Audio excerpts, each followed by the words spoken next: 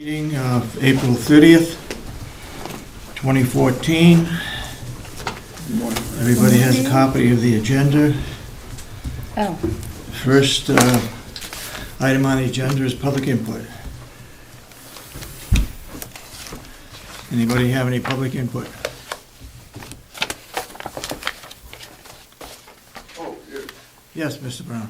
did you, see the policy about, out-of-state travel? Yes, I did.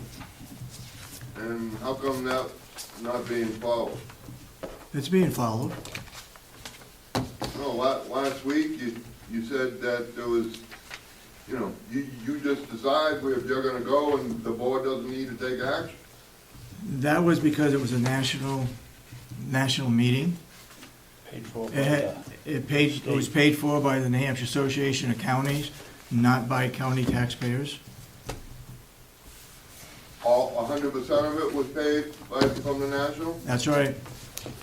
There was some money taken out of my pocket for Is- meals and stuff, Is every trip you go on paid by the national?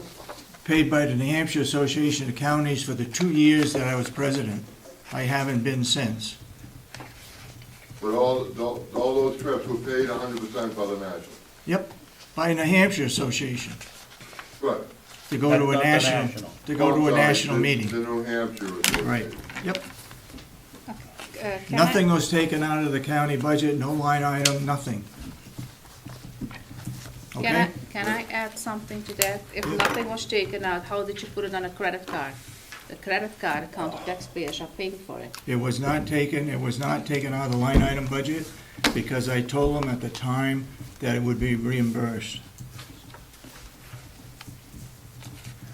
Okay, any other public input?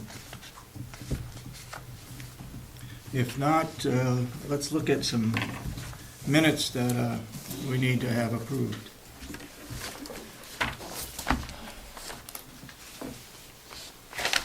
Let's look at April 9th, reconvene the April 23rd meeting. Everybody have a copy of that?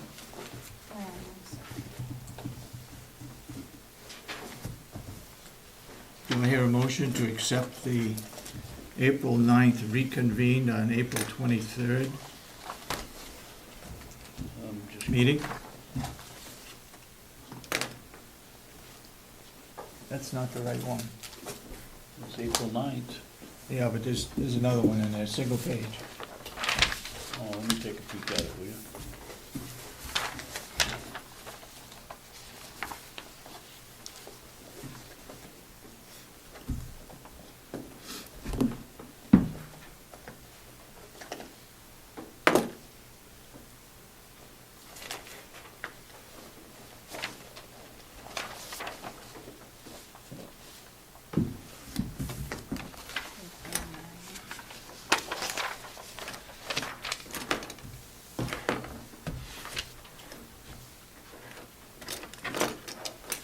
Do I hear a motion to accept the April 9th reconvened meeting on April 23rd? I'll make a motion to accept the minutes of the reconvened meeting of April 9th?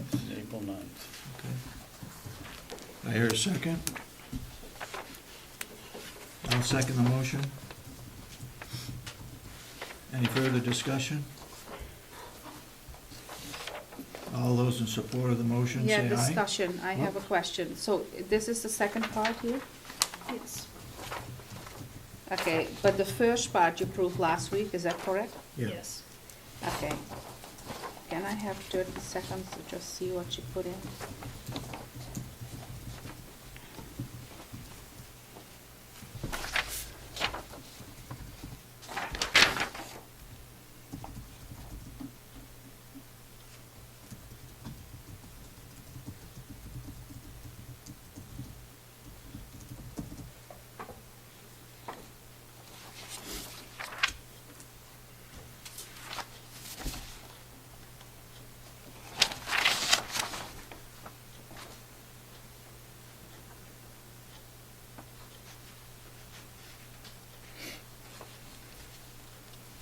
Oh, sorry, my statement is not in. Okay, yeah, I'm done.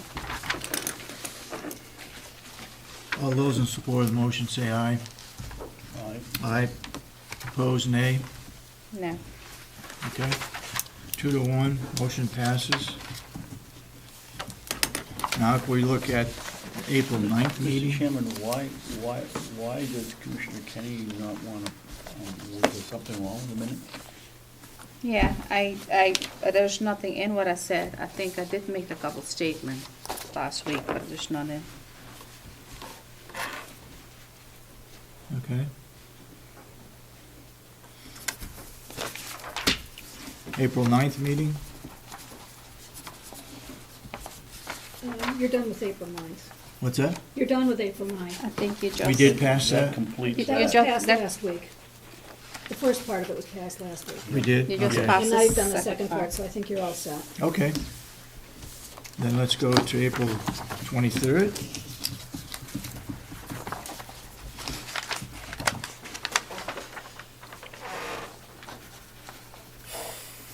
I got some corrections. Okay. Page 2, third paragraph from the bottom. A meeting will be organized for Mr. Chandler, Superintendent Johnson, Mr. Murray, the train representative, and Commissioner Babson. Is this April 23rd? Oh, so you want your name added to the end? Yes, Okay. I'm sorry, where were you again? right here on the second page, just add my name. In fact, I was the one that set up the meeting. Wait a minute. Are we looking at the same thing? Yeah? Oh, page 4, okay, they got stapled differently here. Yeah, I get page 2. I don't have page 2. Page You got a 9. problem, bud. You get somebody that's, April 23rd? your front says, your front is exactly the same as mine, but your next page isn't. Right. I don't have page 2. Yeah, you do. I do, I have page 2. Okay.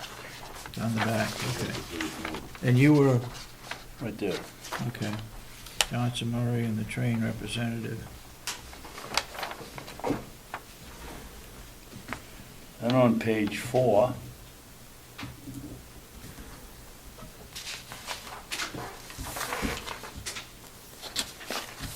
I Okay, think they're just simple grammatical errors, I think. I believe the first Right. paragraph, the Chief Justice will be addressing the legislature. Legislature should be capitalized, I believe. Okay, wait a minute now. Okay, all right. Next paragraph. yep, I took out the word in the last sentence, a proposed electronic storage system was disapproved by the delegation this year. I think it sounds much nicer to say removed from the budget. Okay. was removed Yeah, rather than from the budget by the delegation? by the delegation.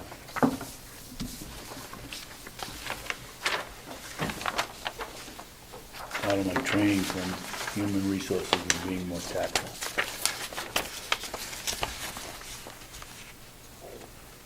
Page 6, the paragraph beginning in the middle, next Tuesday. Okay. The bids will therefore be open at the following. Commissioner Sorensen noted that the Pasumpic auction is coming up. It was I that mentioned it, not Mr. Sorensen. Where were you? Where are you Page on 6, that? Yep, next Tuesday.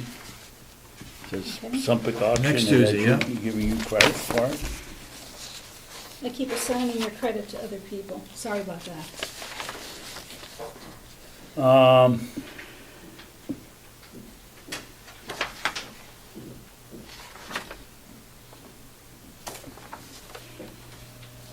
The sentence here on page 7, third paragraph.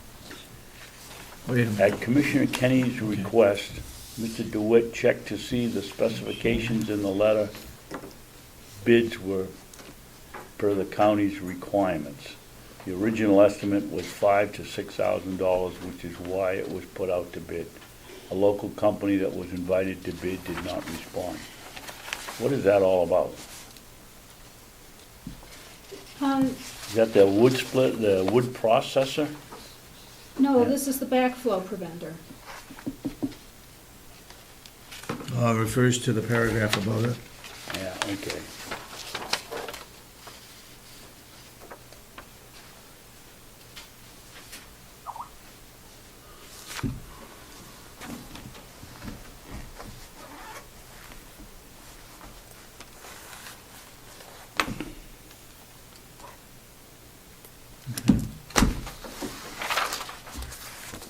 You got any other corrections?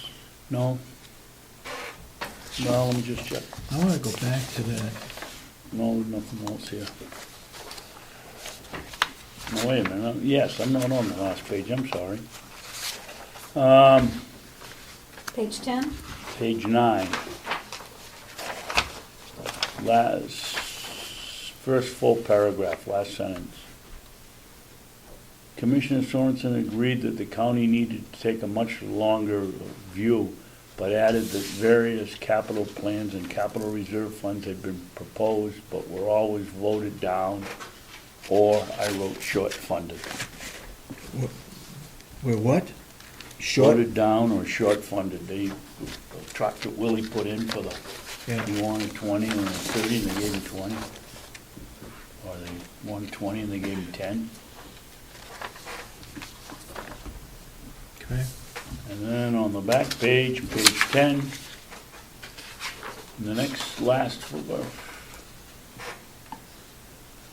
oh, you said that in minutes of the April 9th meeting, on page 1, it was I that asked it would be Representative Merrow, not whatever was in it, not Commissioner Sorensen.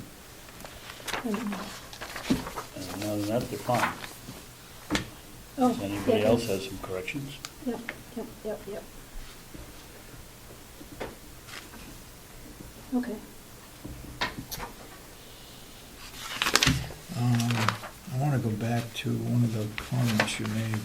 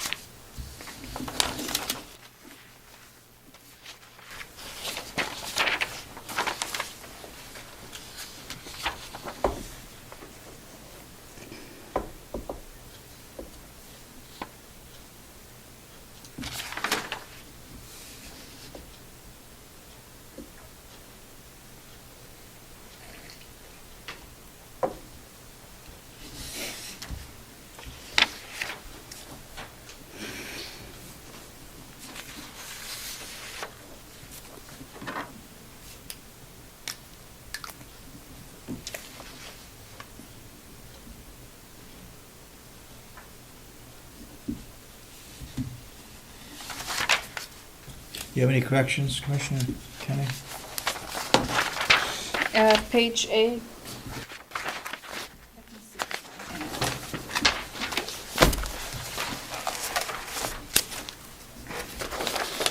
Yep. I was looking for a policy if I had it.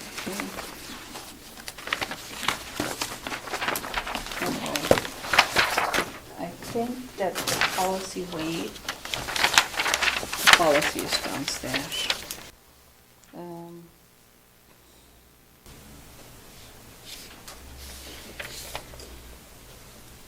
You wrote here by public input. You said Commissioner Kenney said at a former employee of the county that showed her the policy, that's correct? Where are you? Here. By public input, all the way down. Which paragraph? Second. Commissioner Kenney said that a former employee of the county had showed her the policy, See. which was that use of the credit card That was required a about vote. out-of-state traveling, yeah, required a vote. Be And paid where a person needed to be paid, and I that don't know, out-of-state travel needed to be paid with a I think person. that was a statement that you made, probably in 2010, what I looked up. Like you said that if you want to pay, you want to play. So I took it out of the article, a couple statements what you made. So what do you want to correct? So Commissioner Kenney said that a former employee of the county that showed her the policy, Yeah, which was for out-of-state traveling, need to have a vote of the board. I have the policy down. I don't know if it said a personal card, but I have to look it up. Okay, I so think do you- that is do you wanna something just take that also, line out? not everything. Just, I mean, the end For of the it. out-of-state travel that a vote needs to be taken. Okay. So you want to add I didn't which want to was add for out of anything. state? It is, yeah, the policy. Didn't you see that last week? Yep. I don't know if it is in the policy that it said you need to take with a personal card. That was, you made that suggestion, I believe it was in 2010 that you said Okay, so you that. wanted to read the policy, which was that out-of-state Out-of-state travel travel required a vote? required a vote of the board. Okay.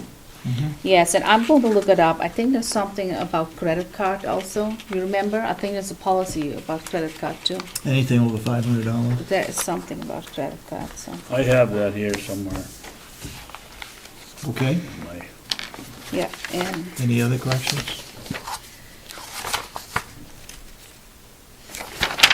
probably, no, I don't see nothing at this time. All those in support of the motion then, say aye. No? Hold it, hold it, hold Here's it. the policy here.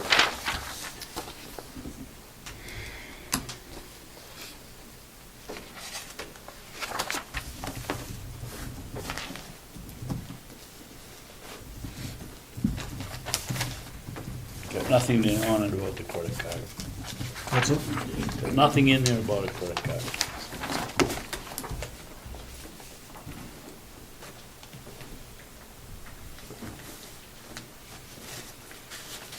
I think that's something else. I will look into it because I get a few policies from her.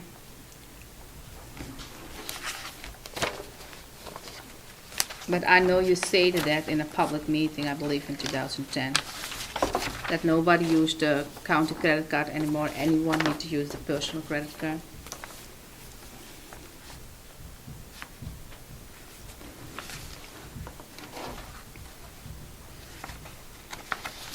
We ought to think about dunking that out-of-state policy anyway, or updating it. That was there for special reason. Yep.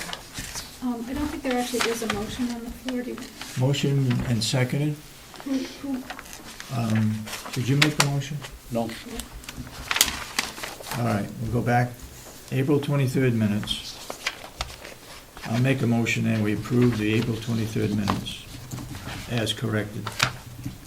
I'll second them for discussion, but I want to know, what was the final, I was looking for the policy, what was the final outcome of Commissioner Kenney's request on that last sentence and paragraph? So you're On talking page- about page 8? Yep. Oh, I said, Commissioner Kenney said that a former employee of the county that showed the policy, which was about out-of-state travel, needed to have a vote of the board. So we're taking out, the use of the credit card? Yeah, and paid with a personal card, because I think that was statements that he made, and I'm going to look up, I think there is something about a credit card policy too, if I'm not mistaken, but there's something about that, what I So are we read. taking out the part about, the personal credit card? yes. Yeah, because I don't know if the, Okay. I have to read the out-of-state, the travel policy. Okay. I'm fine. Okay? Yep. The motion is made and seconded on April 23rd minutes. All those in support of the motion say aye. Aye. Aye. All those opposed, nay. Commissioner Kenny? Aye. Aye or nay? Yeah, How did you vote, Commissioner Kenney? I voted. You what? Come on, Yes, speak I up. voted aye. Okay. 3-0. Then the minutes are approved.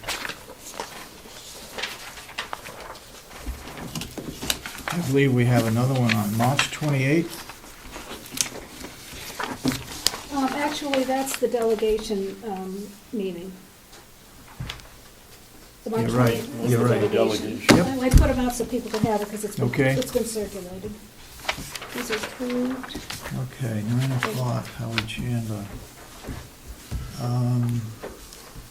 And we have a pile of non-public minutes to address. And I brought in the charts so that you could do your review of the Yes, I release. saw that.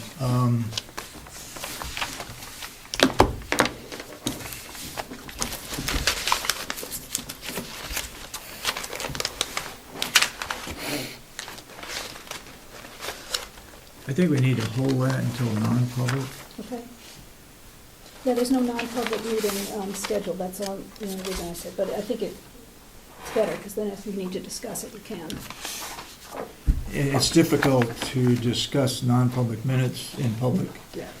The only way you can do that, if there's no corrections, then it'd probably be all right. We can go into a non-public session to look at them. What's that? We can go into a non-public session to look at them. Sure, yeah. I have some things here from Hales Location.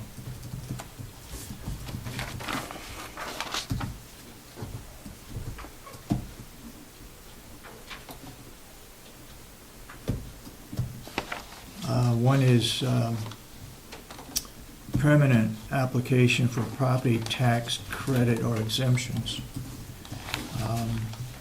This is by James Hurley. He has his military, what is it?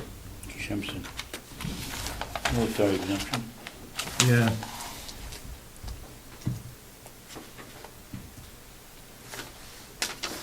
They must have changed the form. This is DD 214N.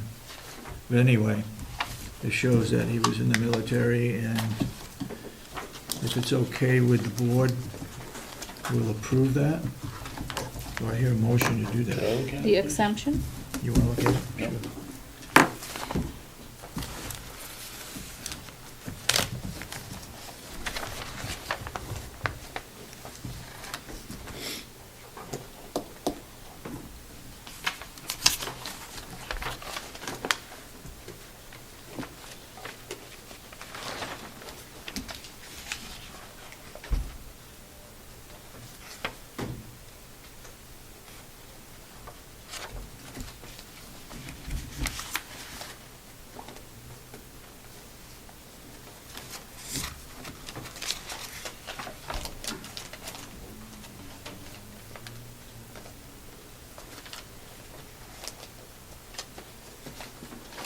You can't read that. The government saving money on ink.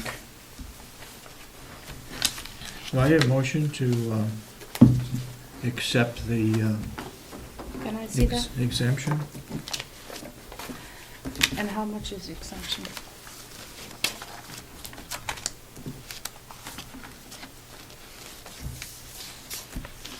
How much is the exemption? Oh, okay, I see.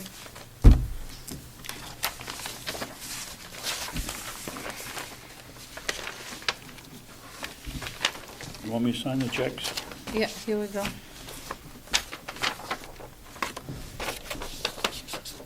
Make a motion then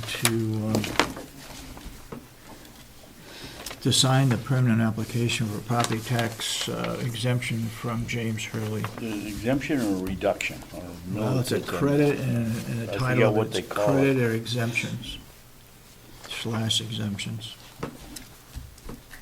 I made a motion. Do I hear a second? Second. All those in support of the motion say aye. All right. Aye. Aye.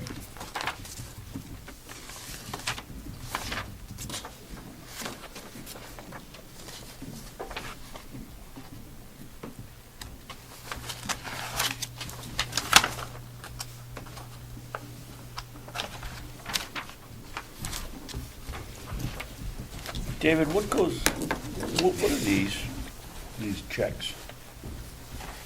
What are those? I don't know what those are.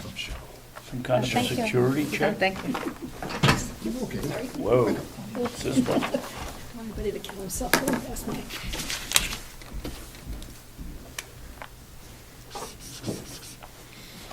Um, 14. You want to sign that? Yeah, don't we have the same requirement for Hales Location as we do for other employees around here? Don't they have to submit a mileage sheet? And obviously her pay is we have on record, but there's nothing else here, and there's a stub from another. And what is that stub?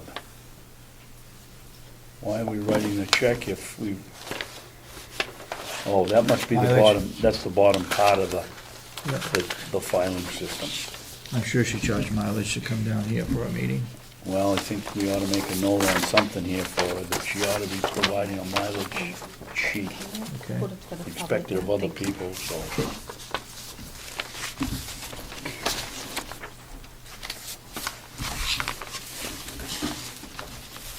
Want to look at those?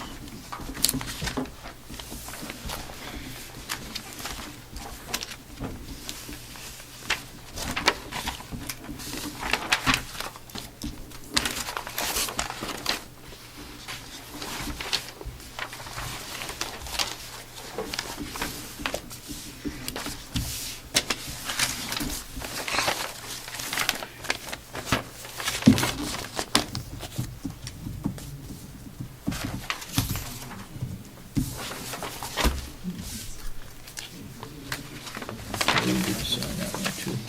I need to sign this one? But I don't have to sign those, huh? No?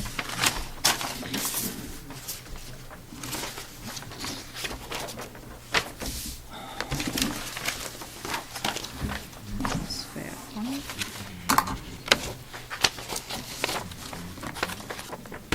Okay, are we all caught up with the public minutes now? Okay. Okay, then let's move on. Howie, you're on the agenda for 9 o'clock. Sorry, we're 3 minutes late. Come on up. Thank you. Well, I'd say that's pretty prompt as things go in business and politics. First, let me give you this to look at. That's what the Memorial Hospital puts out as to the rates of the different nursing homes. Oh. That will be helpful. And I noticed that you ought to put on there that we have private rooms.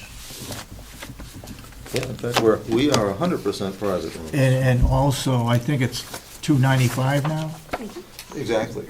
and they got $290. That we can certainly address, but appreciate that information, but it is surprisingly difficult sometimes to get disclosure from other facilities of their rates. That came from a social worker at Mineral Springs.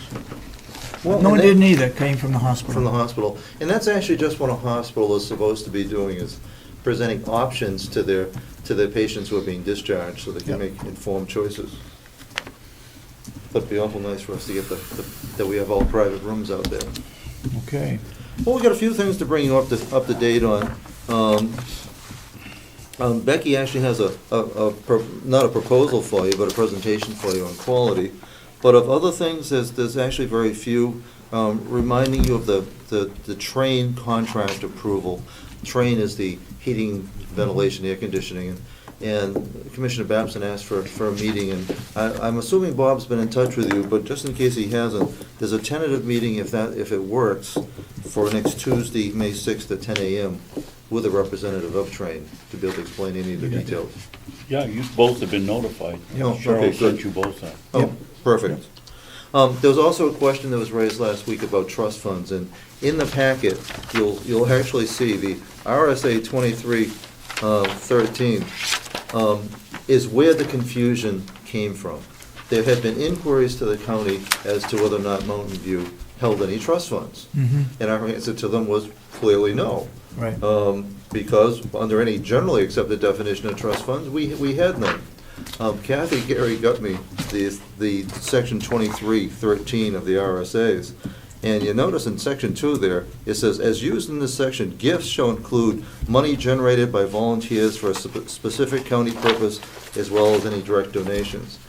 So, under this definition, we clearly do have funds. The good news is Paula Coates has dutifully been filing with the Attorney General's office, just as she has always done. Mhm. So if there's a issue there, it's my interpretation of trust funds, but Mountain View has and continues to be compliant with the state. Okay, have you contacted Kelly, is it Kelly, Oh, regarding the trust funds?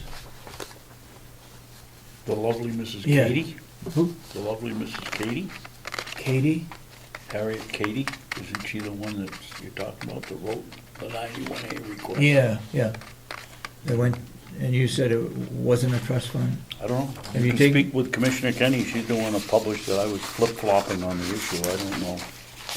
I don't know anything about it. She does. But She those, would know. all our filings are a matter of public record with the Attorney General's office, not that we couldn't make them available ourselves, but, Yeah. but everything has been dutifully filed, and we are fully compliant. Okay, So I have a question then. go ahead. So everything is duly filed, so the Doobie Fund is filed there? Is also the Passion Fund and the Bean Fund filed with the Attorney General's office? I can't speak to the Doobie Fund, because that's not held by Mountain View. That's held by the county treasurer. And there is no, I don't believe there's any funds left in the Bean Fund. There used to be a Bean Fund. The Bean Fund closed, because we had the discussion with the auditors, it closed in 2010. And that's, because it's not showing on any of our records, although there is historical record of it. But in the past then, was it filed at the Attorney General's office? Paula assures me that all funds that were held by Mountain View, and I believe the Bean Fund had been, was dutifully filed. The Doobie Fund is completely separate, because that's actually held here. Do you know what is filed now at the Attorney General's office? All the funds that we categorize under the gift card, which is about 15 subsidiary funds, it's the resident council funds, it's a number of different incidental funds, money that's given for a particular purpose, it's all relatively minor. I think the aggregate of the funds is something around $20,000.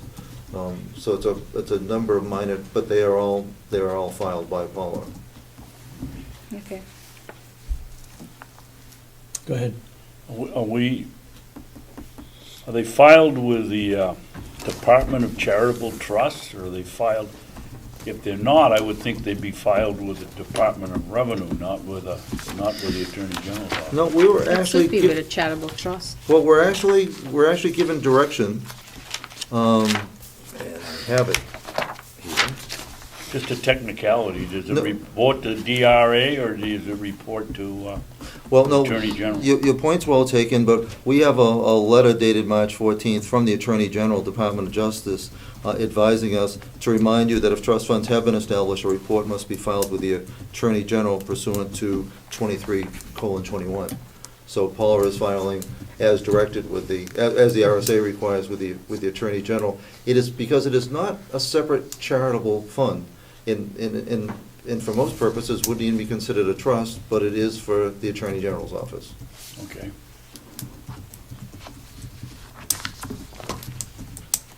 But the good news is that we are compliant.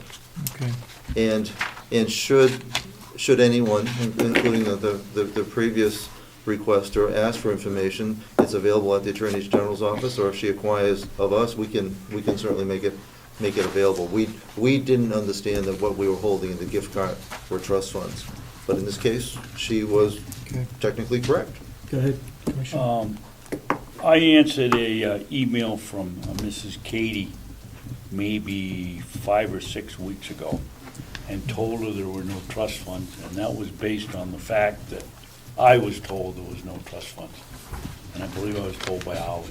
I think you were. And I just want to go on record, and if Mrs. Katie is watching this, that I repeated what I was told by the director of the nursing home.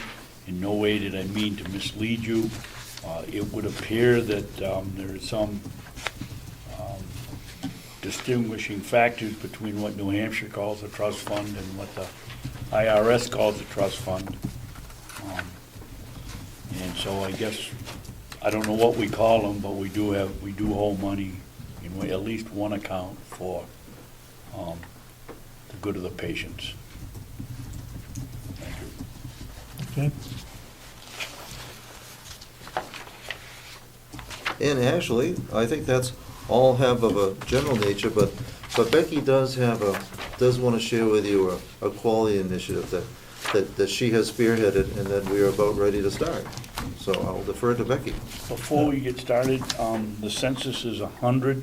It is, it'd be 101 tomorrow. Will we be filling those rooms shortly? Well, we'll be, on Friday, we do have another admission that'll bring us to 101.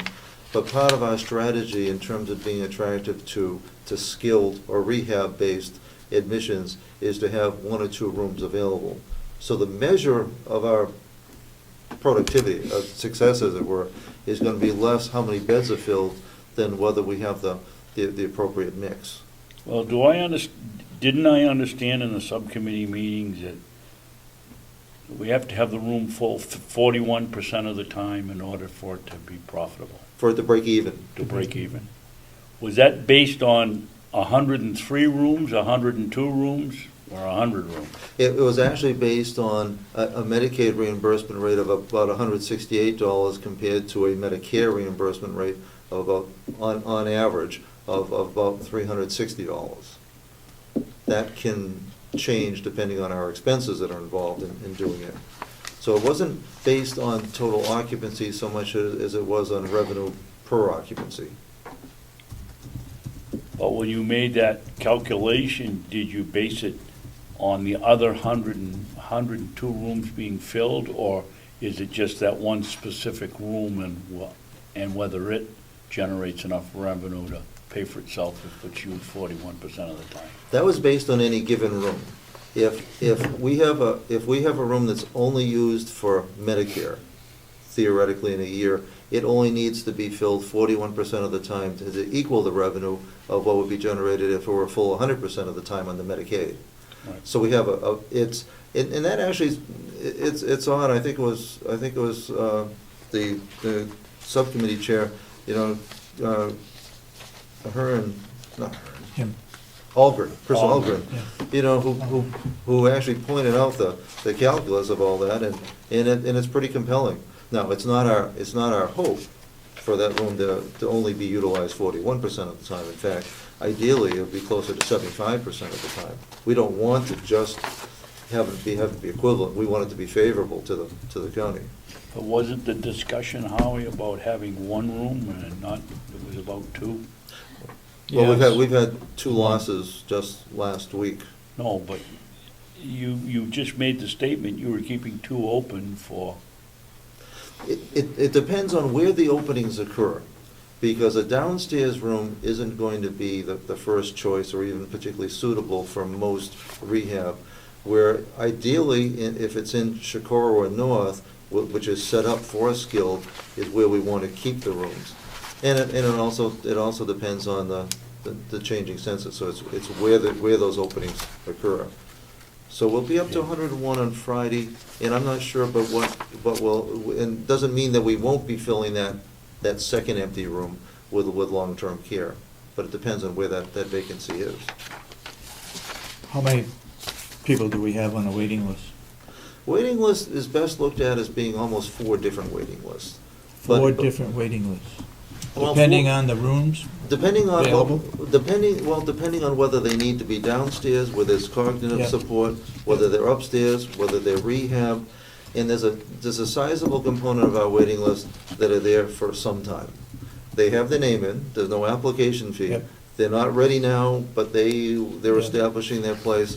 But if you looked at our total number of people who have applications in, we're at somewhere around the order of 40 or 50. How many are ready to come in or want to come in quickly? Yeah. That's a much smaller number. okay, well, let's go, you said 4. The first one is downstairs. How many are on that waiting list? Probably doesn't know offhand. I don't.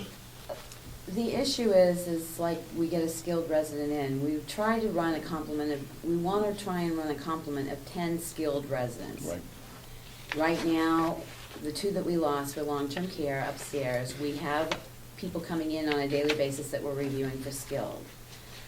Some of them look to be that they might need long-term care at the end. Plus, some of the people that are long-term care, we've managed now to be able to get them ready to discharge home. So when we say look at the list, we do look at the list. We call people, if they're in other nursing homes already, they may wish to stay there. But if we don't, having 2 open beds, if the hospital calls us today and says, I have a skilled discharge that we need a bed tomorrow, if we have no open beds, we have lost a couple of skilled admissions because we had no open beds. We were at 103 again. So that's why the concept of if we can keep 1 or 2 beds open, because daily we're getting referrals for skilled residents to come in. It's just a matter of if we can take them in and have the capability of handling their skilled needs. We can't take a trach patient in because we can't take care of a trach patient at the home. Do we have So a written policy on that? Yes, we're them. Yeah, We we do. do, because we can only accept, in fact, we're obligated to only accept residents for whom we can properly care for. And somebody with a, with a tracheostomy, we're not set up. I understand that, or for dialysis. Right. I understand that issue.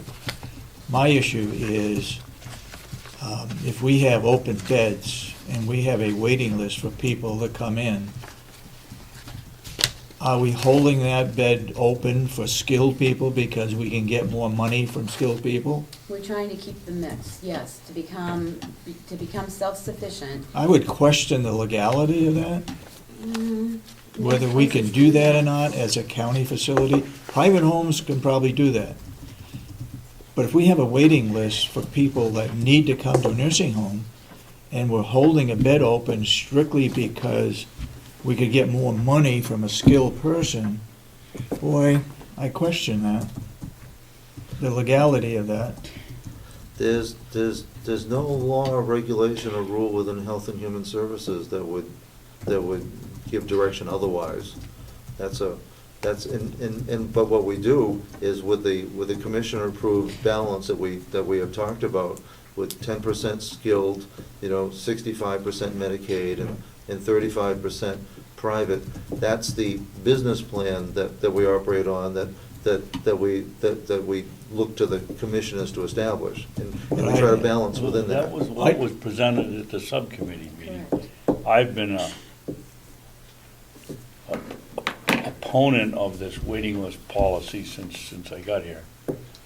I think probably there's nothing illegal about what we're doing, but to me, it seemed a little bit unethical that we've taken tax dollars to build this place, and we've got people sitting out there that want to come here that have been taxpayers in the county, but they can't come because we're waiting for somebody with skilled need requirements. And Well, those on the people other that- hand, we've been under pressure from the delegation to make this thing become profitable, so we're between a rock and a hard spot on this one, I think. Well, those skilled residents are still county residents. So we're serving essentially. If they come in here, I mean, we're holding, if we get two that are county residents, yes, but we're sitting here with somebody that may want to be here today but can't come because we're waiting for somebody else that has a special need, and I don't know, that's my personal feeling, Howie, that we're between a rock and a hard spot. We're trying to make it profitable, and on the other hand, we're excluding some people that have paid all their life to live in this county. I don't know what we do about it. I personally don't want to give the impression that this was board approval. This was the subcommittee that approved this, correct? Delegation's approval. We didn't do it, but the subcommittee of the delegation set that Well, limit. now, as I try to cross into the political arena, Yeah, my understanding is that the delegation appropriates the money, that's correct. and it is the commission that actually operates. Right. So that while they can make that recommendation, that can be their understanding, it is still for the Board of Commissioners to actually make the decisions to embrace that or not. That's Well, at correct. least for I 1 think you're year, right. because we got Big Brother looking over our shoulder, and next year they can change the whole budget process, so. But I that's, mean, we can squeeze out a year on some of these things, because that's the way it operates. You're right, they fund it, and we administer the policy here, but, next year, if they don't like the policy, they can very easily say, well, okay, we're only gonna give you $5 million for the nursing home, you'll have to privatize it, and somebody else can do it. I mean, they really, we're just puppets. oh no, and that is the balancing act with essentially the balance of powers between the two. But that's clearly their understanding, and apart from different direction, that for budget purposes is the direction that we're doing it, but it is, of course, the commissioners from whom we take Correct. specific direction. Correct me if I'm wrong, commissioners. Did we approve that policy? We That- approved the waiting list policy, but we haven't approved the 25, 10, and 65. That's what I'm getting. That I at. recall. I don't remember approving that, so Not formally, I mean. It was part of it's it was been president, it's been presented here, and we never said, no, we don't like it. I mean, do you give? It was the context How of we our do. budget justification. It was not put forward as a policy. Right. Our budget was predicated on that being the goal. I'd be very careful of that. Can I add something? I have a comment. Go ahead. Correct me if I'm wrong, Becky Mason. I believe that you sent an email a while ago to the commissioners, and it said that was one of the requirements that you were hired. You need to have a couple spots open for skilled residents. Is that correct? I read it in an email what you sent to the commissioners. I don't remember. You don't. I didn't get Commissioners anything for like over that. a year, way back. No, that was, I believe it was in 12 that you sent The it, 12th of, 2012. oh, way back. Yeah, and you mentioned in that I can email. guarantee I didn't get it. Right. You mentioned in that email that one of the requirements that you were hired was you need to have a couple spots open for skilled residents, correct? The You problem sent it is, to is us. if we don't have a bed open, the hospitals don't wait. When they say they have a skilled resident, rehab resident ready for discharge, they want to discharge usually the same day. We're lucky we can say, you know, we don't get our medicines in that quick, so we get them the next morning. If we have no beds, then we lose that skilled resident. So I guess when you're looking at it, if I have a long-term care resident in there that lives to 102, which we have a number of people that we do, we don't have a bed turnover enough to accept a lot of skilled residents. So if we don't have an open bed when a hospital calls, we lose that $600 a day versus getting $146 a day, $148. Beck, where does So- the hospital go if they call and we don't Wherever they have can an find a open bed. bed? Do they do the same thing? They call all around, and do all the nursing homes have a? There are quite a few of them that, the Merriman House does not take skilled at all. Okay. They will call Genesis, which we have a number of facilities in our area, and Which, that's where they usually excuse my go. ignorance, but which one's the Genesis run? Wolfboro Bay and Mineral Springs.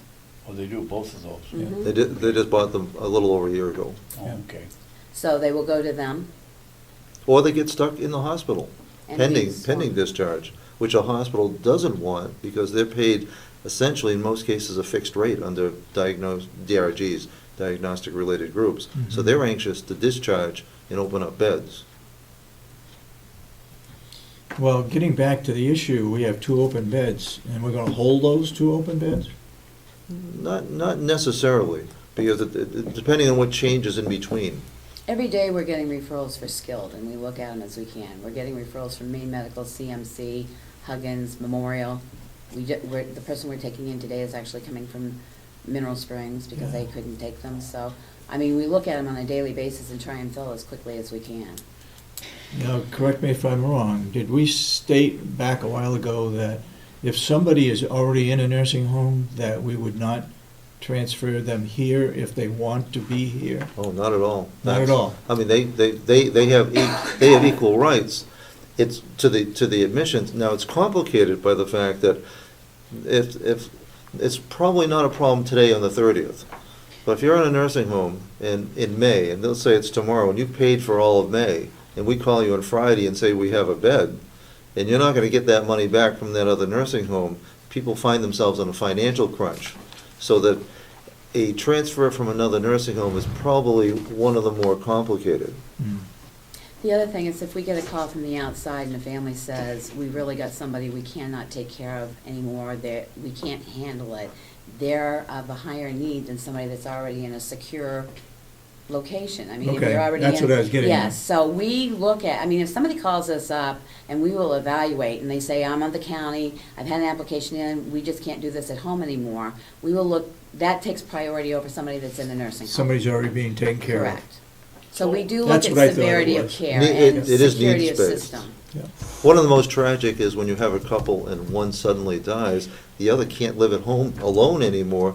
Well, that becomes an urgent matter Yeah. for Jen, and we expedite when when we have a critical situation that's not of a person's own making.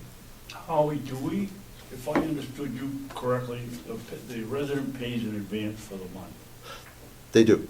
And something happens and they want to move, Midway. And we can't fill a bed for 2 or 3 days. Are you telling me we don't refund that portion? That I can understand that while they're here and the 2 or 3 days that it takes to prepare or we have to wait, but we don't refund the remainder?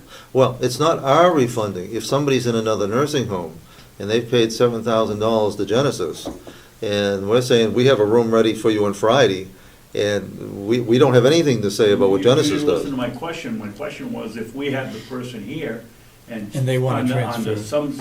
Oh, we Now do. they've got to go to New Jersey to a nursing home, we don't refund that We money do. to the room? We do. We do. Okay, you do. Oh, no, we do. But And those for profit don't. they don't, and we would even hold a room for a few days to make it easy if somebody were coming from another place. Yeah. And if we're just 2 or 3 days, we would let it go, but we can't let it go a month. And they can't, and they oftentimes, they don't want to walk away from having paid $3, $4, $5, $6, in some cases $7,000 if it's for a full month. Another question, and it's just a review. If somebody leaves our nursing home, goes back to the hospital, how long do we keep that bed open? 10 days. 10 days, okay. And the family has the option, the resident has the option of paying privately to hold it for longer. Yeah, And there have been times when it's been truly extraordinary circumstances where we've been able to extend it longer than the 10 days too. I guess I would support filling at least one of those 2 beds. To the degree that we can, having just one empty bed is always going to be better. Okay, all right, enough is enough. Go ahead. You have a presentation, go ahead. Well, I just wanted to inform the commissioners that Mountain View had a unique opportunity to join a national QI study on urinary tract infections related to catheters. It is national. There are 5 states involved in the ground level.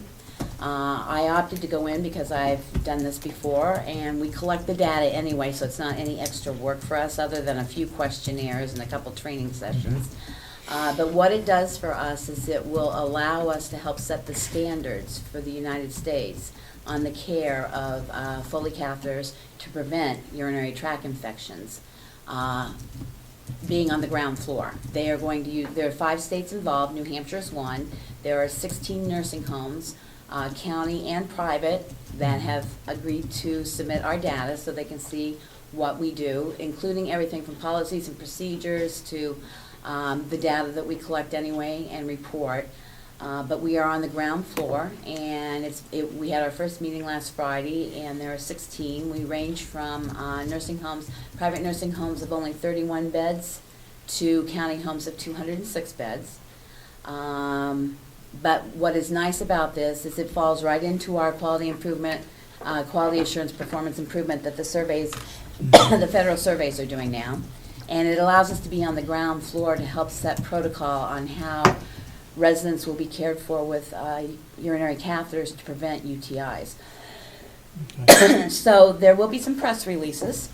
They are going to release who's participating at the ground level, so I wanted you to be aware. If you see something in the newspaper that says the Community of Healthy Foundations, and it's called ACARC, it's the National Quality Association of the United States. They set protocols and policies for most everybody, that we are participating. We jumped at the fact. We have a very low urinary tract infection rate with our catheters anyway, but this is going to help everyone across the United States on training. The problem being is it also deals with hospitals as well. They're working on long-term care, and our data will probably even impact how hospitals and stuff take care of people with urinary catheters. So it was interesting to go. It's great to have Mountain View be on the ground floor of this and be able to say, hey, we're working nationally. It also benefits us because we now have contacts with the gentleman who wrote the infection control book for long-term care. It's given us a lot of good contacts as well, and it's a conglomerate of everybody working together for nursing homes. So I just wanted you to be made aware, and I'm very proud of our staff that they've embraced this as well. And There's no names reported, right? the data is, we will get data back that will indicate what our own rates are, what the state rate is, and what the national rates are. But that's not answering my question. There are They, no names mentioned, right? You mean- No resident name. no resident Right, names, that's no, what I no. meant. The only names, Facility names. facilities will be mentioned, Yeah. but it falls right into what the federal surveyors are promoting now for quality. What people may or may not be aware of, and we see this coming down in long-term care, is that if you're an acute care hospital now, and someone who went into the hospital healthy ended up with a urinary tract infection, they are not receiving any pay for anything that is involved in that urinary tract infection because they should not have developed it. So we see long-term care is going to end up going the same way. We see that same criteria. It's going to end up as a pay-per-performance down the road. And this will get us on the bottom floor to at least one high hitter. 30,000 people a year die of urinary tract infections related to Foley catheters. So that's Really? why this is a big initiative. So we just wanted to let you know that Mountain View is on the ground floor, and we're proud of it, and we hope to continue it. It's a one-year program that we will be involved in. We can extend it beyond that, and if we see anything more coming out in this regards to national projects, we may jump in and join them as well. Okay, I have a question. go ahead. Congratulations for your participation. Where are we on the nursing status? Do we have enough nurses, or we're still missing nurses, or where are we? Boy, our FMLAs, our family medical leaves, put a real dent in our staffing. So on paper, we have staffing, but we don't have staff that are able to show up, and that's creating a real problem that's forced us for the first time in a year to begin considering agency staff. You know, you mentioned last week, 22 people out. Is that realistic? I mean, you got data that proves we have 22 people out? No matter what jobs they fill, whether it's housekeeping or RNs or Oh, I don't know whatever. about housekeeping. This is only in nursing. This Just is nursing, only 22 nursing. people are just in I nursing? have FMLAs. Now, nursing is also LNAs. Right, it's Yeah. LNAs, Yeah. LPNs, and RNs. Now, Yeah. just to put it in 22. perspective, it's, the other counties look at us as being lucky. In some of the other counties, it's twice and three times that number. So, how do we pay for those people? We have to have people to replace them, right? I have a very good staff. We use our own staff first, and Yeah. we do, it will affect my overtime budget, that's for certain. Depending on when the call-out comes, I've pulled shifts myself because like Easter, we had a call-out, there's nobody to call, so I pulled the shift myself. We did have to use 3 days of agency this last week because we just did not have anybody to pull. Yeah. I have a few that we've interviewed but they're very far and few in between. Nursing is very far and few in between right now. And we're not the only ones experiencing It's that. worse than I thought. I thought it was anybody and everybody, not just No. nursing. Well, I'm not at my high yet because the first year I worked here, I had 24, so I've got 2 more to Really? go before I hit my high. Becky, a couple of things.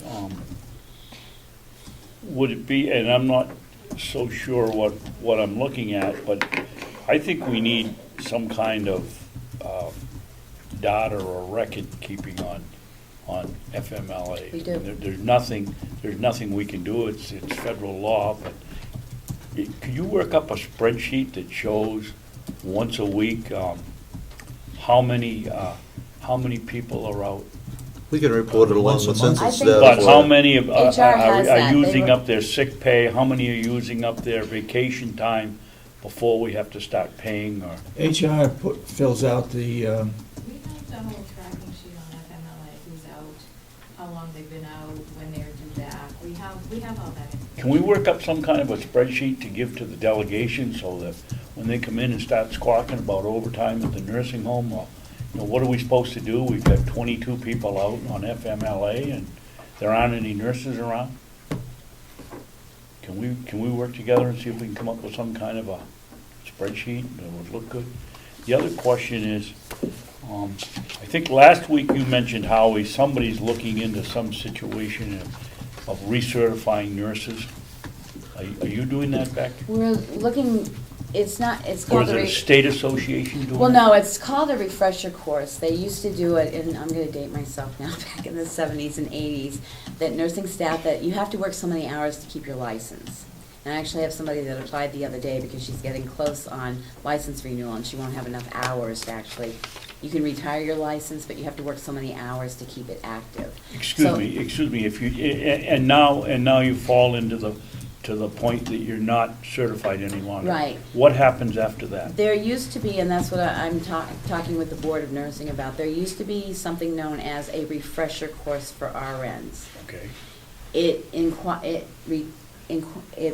involves them having to put in some clinical time, supervised clinical time, and a set of criteria. I'm not sure the state still has that. I haven't seen it used since around the 70s or 80s, so we're looking into that. To see if that's something we could do to attract maybe some nurses that have, you know, they were out with their kids and they just let their nursing license go, to see what we can do. I haven't got the data back on that yet. Can you make that a priority to find out what? I can, what- but what- again, I'm working with a government board. I understand that.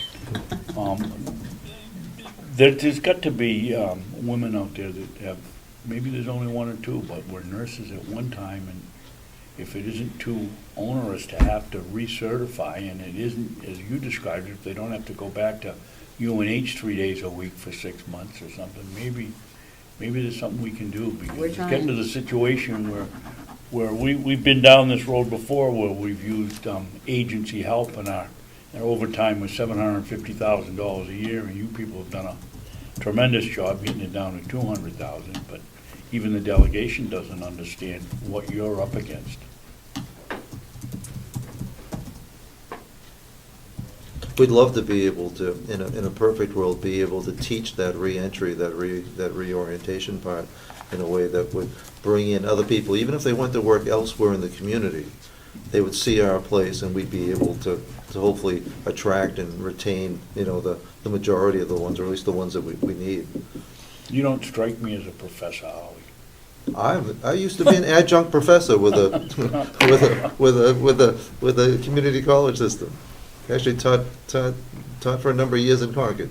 Well, maybe you are the president. But I don't know anything about nursing. That's Becky. Becky and Patty Kane would be handling that whole part. All right, look, 22 people out in nursing. How are we paying for those people, replacements? Are we gonna be really overtime? We, as much as I can, I watch the overtime. Like I said, I pull shifts, doesn't cost anything extra for me to pull shifts. But 22 people, Well, we've Well, got. this isn't new though, so this isn't a sudden spike. No. This is what we've been living with for the last few years. really? Dave, Well, you I wanna had 24 in 2000, my first year here in 2012. I think I'm correct. You understand, David, that they can use up their sick time, and then they Yeah. use up their vacation time, and after that, We don't pay we them. don't pay them. But it's replacing them, that's But it's the, replacing They're those replacing. people That's that we, what I'm looking at, we is have to. replacement. But well, if when- we don't have to pay them, then we use that money to pay them, but it's that initial period where they have Yeah. sick time and. Well, and the budget doesn't ever consider that, just like it doesn't consider sick time and it doesn't consider vacation time. So Yep. when we do a budget, if I have a nurse that takes a vacation, I'm paying her vacation Right. time, but there's no money in the budget to put in the employee that has to cover that 2 weeks That's what she's I'm on getting at. vacation. So that's where it's a juggling act all the time. I mean, if we can, we try as much as we can to move people around. You know, if I've got 4 people on this day and I could get by with 3, then could you change a day for me and work the day that I need, that I only have the 2? So it's a constant juggling of schedule. We do watch the overtime as much as I can, but I can't go without having people there. No, that's right. vacation time creates crunch time for us, because it's already tight. And then you have people taking weeks off and everybody wanting the same weeks off. And then if there's any illness during a tight period, Mhm. then we have our backs against the wall, and that's when the overtime in the agency become a factor. And And we I don't do- budget for any of those people that are out. No. Well, Maybe we there's no should look budget at for that some. next year. There's budget for them because they're employees that are entitled to FMLA, which Yeah. means they're usually full or part-time employees. There's no budget for the replacement of anybody. Right. Whether it's sick time, vacation time, FMLA time, there's nothing built into our budget for that amount of people. The other thing is I do have to congratulate our staff, because I've gone to staff before and said, you know, I just can't have all of you go on vacation with somebody mind switching, and so far they've been very nice, and they will switch if they can. If they've got plans made, we can't do that. So the only time I really bring in an agency is if we have no means, and I can't pull the shift myself, we have no means of filling that. So we've done 3 nights of agency last week, and that's the first time in about a year. That's great. And our overtime, we keep an eye on it, you know, and I've knocked it down as far as I can, but it does affect our overtime line as well. Becky, refresh my memory, do we give a bonus or increase in pay or a reward for anybody that will stay and do another shift? It's overtime, isn't it? What we do Sometimes is, they get overtime, but do we give them? what we do is every once in a while, when we cannot get any staff at all, and we've put up the sign-up list, and they know it's gonna be overtime, we will offer what's known as incentive, and we use that very sparingly as well. It's an additional bonus, if you would, per hour, because they've agreed to come in. And I use that very judiciously. It's only if we've exhausted every other means we can, and then I will say I will offer the incentive to them. We'd rather pay our own people than pay agencies. Right. So yes, we do bring in our Much own cheaper. people. I Yeah. mean, when we have a schedule that's got holes in it, we put up a sign-up sheet, so our own people have the ability to choose and come in, and if it's overtime, it's overtime. There does come every once in a while, like Mother's Day was looking like we might have to, that we might have to offer incentive, and that's usually vacation time if I get into a crunch and we need staff coverage, and we offer incentive, but it's on an individual need basis. It's not automatic every time we have holes in the schedule. We're down to desperation, and I will offer an incentive. Is the incentive money or vacation days? It's $5 an hour. Do Extra. you or Extra. Lynette, do we have a breakdown of how much incentive money we've given out over the last? Oh, I could 9 probably break months. that down through our budget, but we didn't go over our budget last year, so we monitor that very judiciously as well. Well, I just for our own information, I'd like to know whether we've I can work paid with. $4,000 in incentives or we've paid $40 in incentives. Oh, and it's more than 40. I I suspect. can ask Kathy Gary, because she has to key that in as a separate thing, so I'm sure we can break that down. and get Oh, to it. and she does. So that's item, I mean, it shows up separately in payroll. Okay. Good. Where are we on per diems? Do we still have per diems? Oh, yes. Oh, yes, and we need per diems, and we rely on per diems, and that's because there's a group of people out there who prefer the extra pay, the incentive pay that's built into per diem Yeah. rate, even though they work relatively predictable hours. So sometimes we think of per diems as being people who are just called on to work a particular day. It's probably more accurate, we should really be calling them non-benefited employees who receive a premium. And we have a whole group that are functionally regularly scheduled on that basis. They're essentially choosing to go without benefits in order to get an extra $3 an Are hour. regularly scheduled? Well, because Can you do that with per diem? we have a lot of holes. Well, that's the other thing. We are having to increase our per diem pool because of Obamacare, because we're gonna have to knock down the hours that they're working. So therefore which is really too bad, because it's not much different than doing an agency. If you get a per diem that only works once a month, which is their requirement, Yeah. you've got somebody that's coming in there that's just as outdated as an agency coming in. So we use a premium pool of per diems. Most of our per diems do come in on a fairly regular basis because we use them, they work. But as, we've been guided that we're gonna have to knock down our per diem hours so that we don't get into trouble, we're gonna have to increase our per diem pool. As far as per diem pool for RNs, I think what you're going to be seeing is you're seeing the baby boomer RN pool now hitting retirement, which is, most of them have put it off for a number of years. And with the educational requirements that they're now mandating, you're gonna see the RN pool and the LPN pool disappear quite a bit. Do we have Drop any down. potential candidates to be RNs? I'm not even pushing as far as the RN, I'm pushing them as far as the LPN too. I do, but the thing that keeps coming back to me as a reason that they can't go is time and money. Time and money.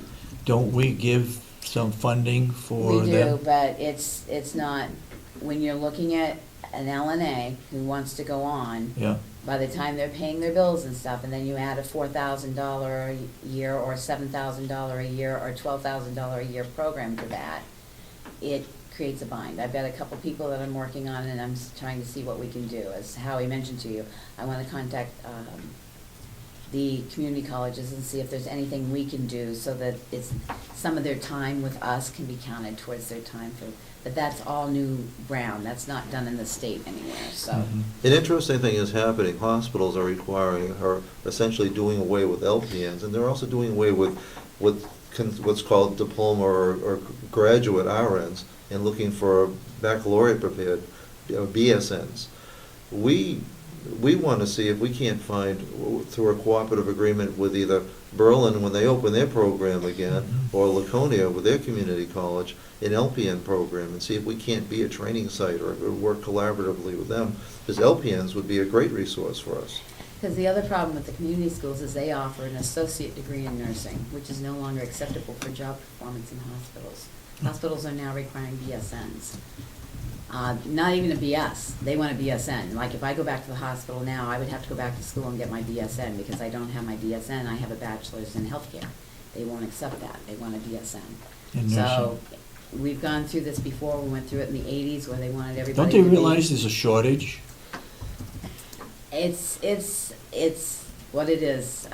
We go through this, it's cyclic. We went through this in the 80s where they wanted to turn all diploma nurses into technical nurses, and you could only be an RN if you had your degree, and that went down by the wayside because they ran out of RNs. So it's cyclic. We keep going back round robin with this. So I don't even know what the technical schools are going to do because they give associate degrees, and I think they've had to bump up their programs to now become bachelors, Mhm. which is a 4-year program. If we're lucky, some of the nurses that won't, the RNs who won't be eligible to work in hospitals might start choosing long-term care. And so our hope, but it's not predictable, is that instead of retiring, they'll look to long-term care options and hopefully to us. And we have to find a way to reach out to them. Back a while ago, I thought I heard that those that are graduating RNs don't have the practical experience. They Most- just get the book. Well, they do get practical, but they get it's a different sort of practical than when I was in a nursing school. When we were in nursing schools, you got a lot of hands-on. Yeah. They get a lot of theory now because mostly if you look in acute care, the RN is a director of care, not a hands-on person anymore. So when they have to go back to being hands-on, a lot of them, that's not what they went into nursing for. They went in for more the director, and they have... More administration. Right, and, well, even director of a care, they're more into working with the doctor, making sure that the medications are correct, working as the team member, and someone else is actually doing the physical care. Hmm. It's a different concept. Am I wrong? Doesn't UNH have a nursing program? Don't they still have theirs? Do we do anything down there to recruit any of the young people that get out of there to come to work here? There's never been anything sent from the counties to the things, and we were talking about that maybe just sending a letter, getting a list of nursing schools that are available in the state and sending letters. Because the other thing is a lot of hospitals don't like to hire fresh graduate nurses. They want them to have a couple years' experience. The only place they can get the experience is in long-term care Mhm. facilities. Or a lot of them are trying to do the physician office, and again, it's a different lifestyle. Nurses coming out now, if you say 11 to 7, they look at you like you've got 3 heads because they're on the 9 to 5 track. And there's enough open positions now throughout the medical field that a lot of them can get a 9 to 5 track. So. But that's no reason not to make an effort to try to No, hire. that's what I said. We had just talked last week about getting a list of all nursing programs in the state and Yeah. sending a letter down saying, why don't you come up and see us? The other thing, though, is where they live. A lot of people will not move to this area for, $14 an hour because they can't survive.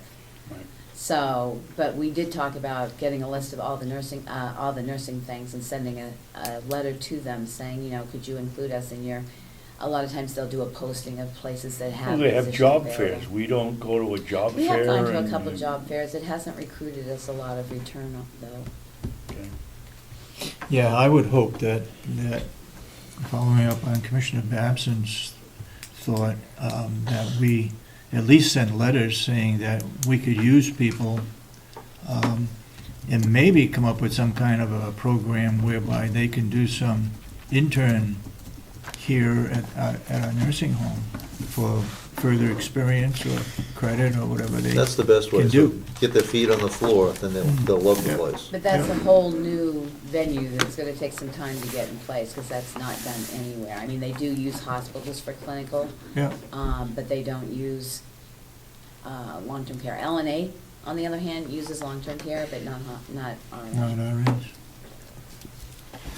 Okay, I guess we drilled you enough. We didn't plan on doing that, but we got some information, and you That's, very nicely answered our questions. Thank you very much. and you'll find in Thank your you. packets another update on the Garden Way program, that's a. Oh, I weekly wanted, pod- that was one of my questions I had written down. Thank you. You shouldn't have been talking now, you would have gotten out of here. The Garden Way, is that the same program that I attended? The lady came over and spoke here to a bunch of people at the nursing home probably a year ago, where you're gonna make the nursing home more of a home setting than, and it was started by some psychologist that realized what the people needed wasn't care, but what they needed was a social life. And she came in from somewhere and had a whole presentation. I think you were there, Becky. No, I wasn't, but I know you were. It was the Eden Project is what you had listened Eden, to. yeah. We're doing a offset of that. Oh, so it's not the same one? It It is is. It's the same philosophy, but we're just doing it our way. Oh, okay. Ours, I'm actually a trained Eden associate and been trained there, and there are a lot of good things about the Eden part, and I've met with Dr. Thomas, the founder, and I've gone through the greenhouse projects, which is sister projects. Ours is gonna be different. In the true Eden alternative, all staff jobs are combined, and there are a lot of reasons why it wouldn't work. The units would actually have to be smaller, and I don't think it would be better. It wouldn't take advantage of the wonderful building that we have. So we're borrowing heavily from about 3 different kind of programs to create our own. Garden Way is unique to Mountain View, Okay. but it does borrow heavily from Eden, but it's not exactly the same by any means. And it is to make it more homey and engage our residents more in their own decision-making for activities and stuff like that, which last Friday they did. Probably the biggest day that we had done. Yeah. And we had residents kneading dough. They had made bread dough. They were singing. They were putting together crafts, and it was all the team down there that had put this all together, and they said it was a wonderful day. They were busy from morning to afternoon, and the one person is a baker, so they made him up some bread dough, and he sat there cutting out and kneading, and the other groups were doing what they were interested in, but it was all done on the unit. Thank you. We have no pets, right? Not yet. Not yet. Not yet. Some Are of we us going to like, have? some of us like pets more than others. Yeah, some of us don't want pets. I believe we should start with taking care of plants first. Well, pets are, in fact, as we talk about pets, I'd rather start with a visiting pet program than having a residential pet program. There are some places where staff can bring their pets, appropriate pets, on Fridays.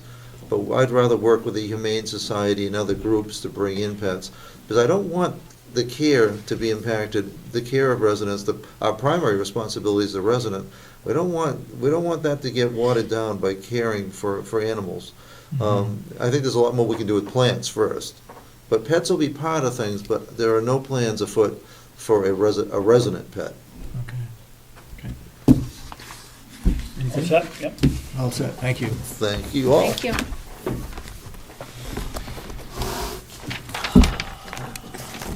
We got 5 minutes.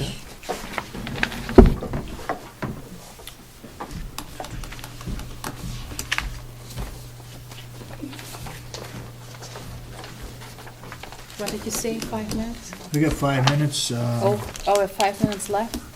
Al Jones is supposed to be here at 10 o'clock. We have But the agenda said work session.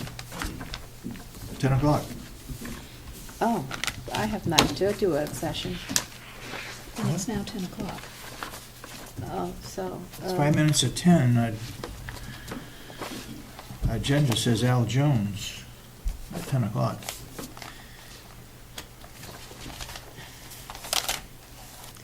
Is he, Is he still attending, or maybe we should ask the office now if he's still coming? We will open bids for the wood processor. We have 11 bids that have come in. But I think we'll wait until after we get through the health benefit plans that we had scheduled for 10 o'clock. So maybe at this time, we'll just take a short recess. Oh, we have unless 5. somebody else has got something they want to report on. We can report later on. Okay, let's take So we a have, so we have 5-minute recess until 10 o'clock.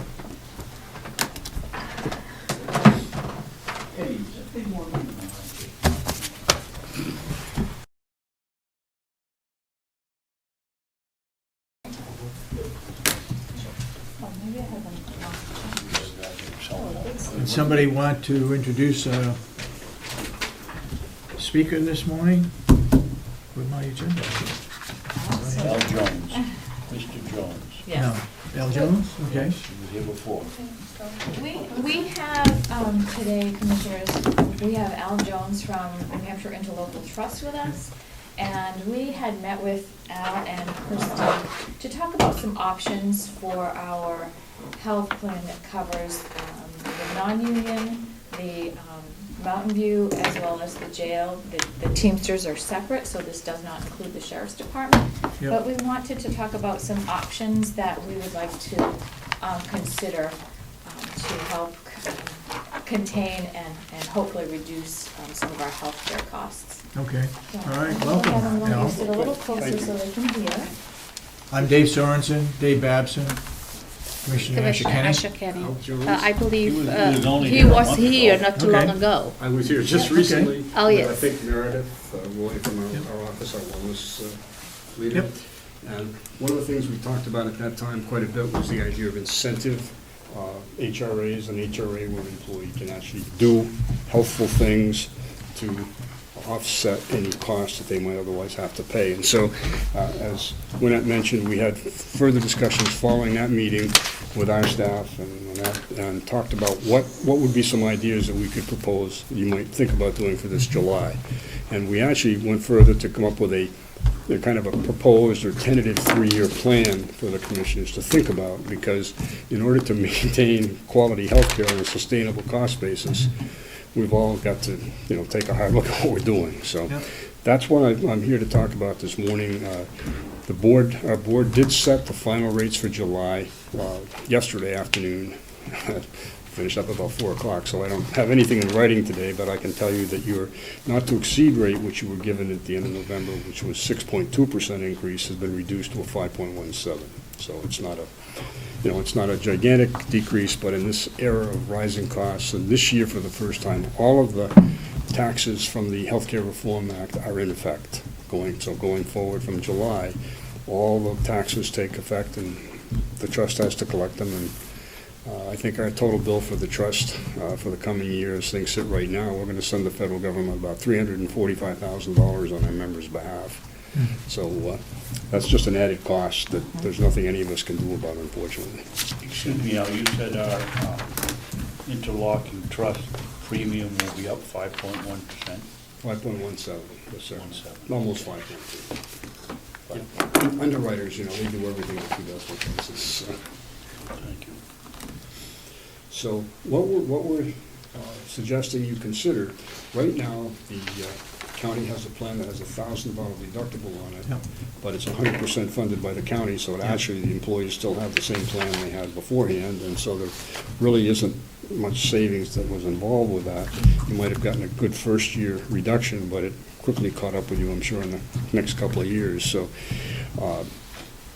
when an employee has a dog in the fight, so to speak, not only do they think, but if you then give them the opportunity to become good healthcare consumers with training, it's amazing how much better we can all do. And we talked a lot about that last time, and I'll go over as much detail as you'd like, but the fact of the matter is, you know, if you don't have any reason to think about it, most of us don't think about it. And before our company had a deductible, I didn't think much about it, but, you know, it's amazing how it changes your thinking. And we have specific courses, as I mentioned last time, that our wellness team teaches on how to be a good healthcare consumer. And what that really means is how to get the most value out of your health plan, because when you do that, you spend less and you end up being healthier. So that's the goal of all this. So for July, we have two kind of Plan A, Plan B for your consideration. The first one, and both of these, the county would continue to fund $750 of the $1,000. Instead of $1,000, you'd fund $750. That would be an approximate savings of around $100,000, a little over $100,000 to the county. It would reduce your rates by approximately 4% on Plan A, and Plan B would reduce it by about 4.3%. And the difference is the county pays $750 under either plan, but in Plan A, the employee would be responsible for $250 of the $1,000. And $100 of that would be deductible they would have to pay if they had expenses. And then the other $150, they would either pay it, or there would be wellness incentives, things they could do like complete a health risk appraisal, get biometric screening, go to some training classes that the trust would present for your employees, and do a smoking cessation class if they smoked, doing a weight loss class if they, you know, like Weight Watchers or something, if they want to lose weight. So there's a whole menu of things that we've developed, and working with your staff, they would pick the ones that they thought were the most appropriate for your employees in consultation with our wellness team. So My understanding is we don't have to go with one plan. We let the employees pick the plan? no, it's You up have to go with one plan. have to pick one, because what happens if individual employees can pick, you get something in health insurance called adverse selection, meaning the ones that figure they're going to have claims are going to go for the most coverage, you know, and the ones that figure they're healthy are going to go for the ones that are lower cost, and the result of that is we don't get the same savings. So I'm giving two plans for the commissioners to consider. And Okay. and so that, the first one is the employee has a for sure $100 that they're responsible for the deductible, and another $150 if they do nothing. So it'd be $250 if they do nothing. But if they make an effort to become both healthier and a better healthcare consumer, they would end up paying only $100 because it would be $150 in incentives they could earn. And we're not talking about things that are difficult for people to do, because not all people can do the same things. In fact, if you don't smoke, it's not recommended you start so you can stop and get the incentive. So we have things that people at all levels of physical ability, you know, can do, things that they can do that would earn the incentives. And the second, Plan B is very similar, except that the deductible the employee would have to pay is $150, and then with $100 worth of incentive. So it's still, they have a $250 exposure. The question really you have to answer is, do you want them to have an absolute $100 up front or $150? In this day and age, neither one of those is very significant compared to what you're seeing, not only in the private sector, where it's much higher, but even in the public sector. You know, it's just simply got to the point where everybody is having to become a little more involved in the cost of their health insurance and paying more attention to their health care. So if you want to ask questions about that, I'm happy to discuss it, as I know when that is. And then also Plan A, as I said, it's a 4% decrease in your current in your new premium, but your premium, and Plan B is a 4.3%. That's where the employees pay an additional $50. And then in year two, we're suggesting that you consider there being, county pays $650 of the deductible under both Plan A or B. So that would mean the employee under Plan A would have a $350 deductible, of which $150 they would have to pay, and $200 would be incentives. So they could defray that if they engaged in more. You say that again now. Pardon? Repeat that again. I'm sorry? Plan, the second Yes, year of second the year. plan, would you please repeat what you just said? Okay, the second year Plan A, the county would pay $650, and it would also pay $650 of the deductible on Plan B. The difference, again, is for the employee. On Plan A, the employee would have a $350 deductible, of which $150 would be a deductible they would pay, And then there'd be $200 available wellness incentives, so they could end up, if they did the right things, the good things, the healthy things, they would end up with only $150 real deductible.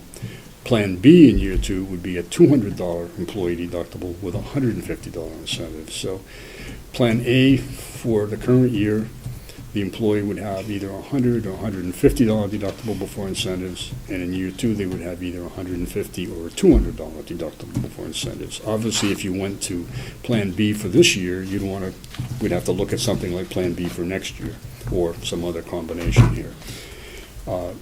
If you took Plan A of year 2 this year, it would reduce your premium by 5.2%.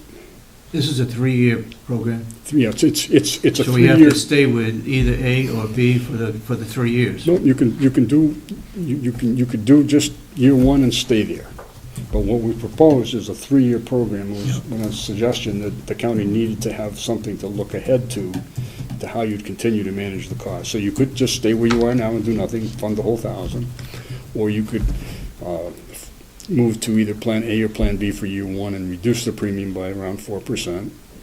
If you wanted to move to what we're proposing as year 2 right now, you could do that, and it would be a 5.2 for Plan A and a 5.6% savings for Plan B. And I'd be happy to put this all in writing to you if you'd like. Yes. But as I said, we got done doing the annual rates yesterday afternoon late, and so we didn't have a chance to plug this in here until after that. But the bottom line is we were thinking that you would take one step this year so it would not be very disruptive to the employees, and then take a second step next year. And again, between now and then, we could look at changes in what we're suggesting as Plan A and B for next year. But this is kind of a suggested model, which is subject to your modification in any way that's appropriate in your mind. And then in year 3, we were looking at the county increase its overall deductible from $1,000 to $1,500, with the employee being responsible for the county paying $500 of that. And so the employee would then be responsible for the full $1,000, except that it could be split 50-50 between $500 on the deductible for them and $500 they could earn back in incentives. Again, when we talked the other day, the thing that happens is people both have deductibles, which gets their attention, and then they're given tools to become healthier, reduce their healthcare expenses, which holds the overall cost down, which means what the county pays and what the employee pays for premium is held down more. They become conscious of being consumers, as opposed to just the doctor says, do this, do that, get this pill, get that pill. They start looking into where can we buy the pills for less? Are these pills, can they be split in half so we can reduce our cost in half by buying a higher dosage? And so you get much more change in health, both in terms of their health status, they get healthier, and in terms of your costs, your claims costs go down, and it allows everybody to continue to have health insurance that's more affordable. And that's the goal. If you and I don't get involved as consumers, it just doesn't happen. And the illustration I used last time is the best one I can think of. Nobody buys anything of any consequence anymore without checking Edmunds for a car, or Blue Book, or checking Consumers Report for refrigerators or even toasters.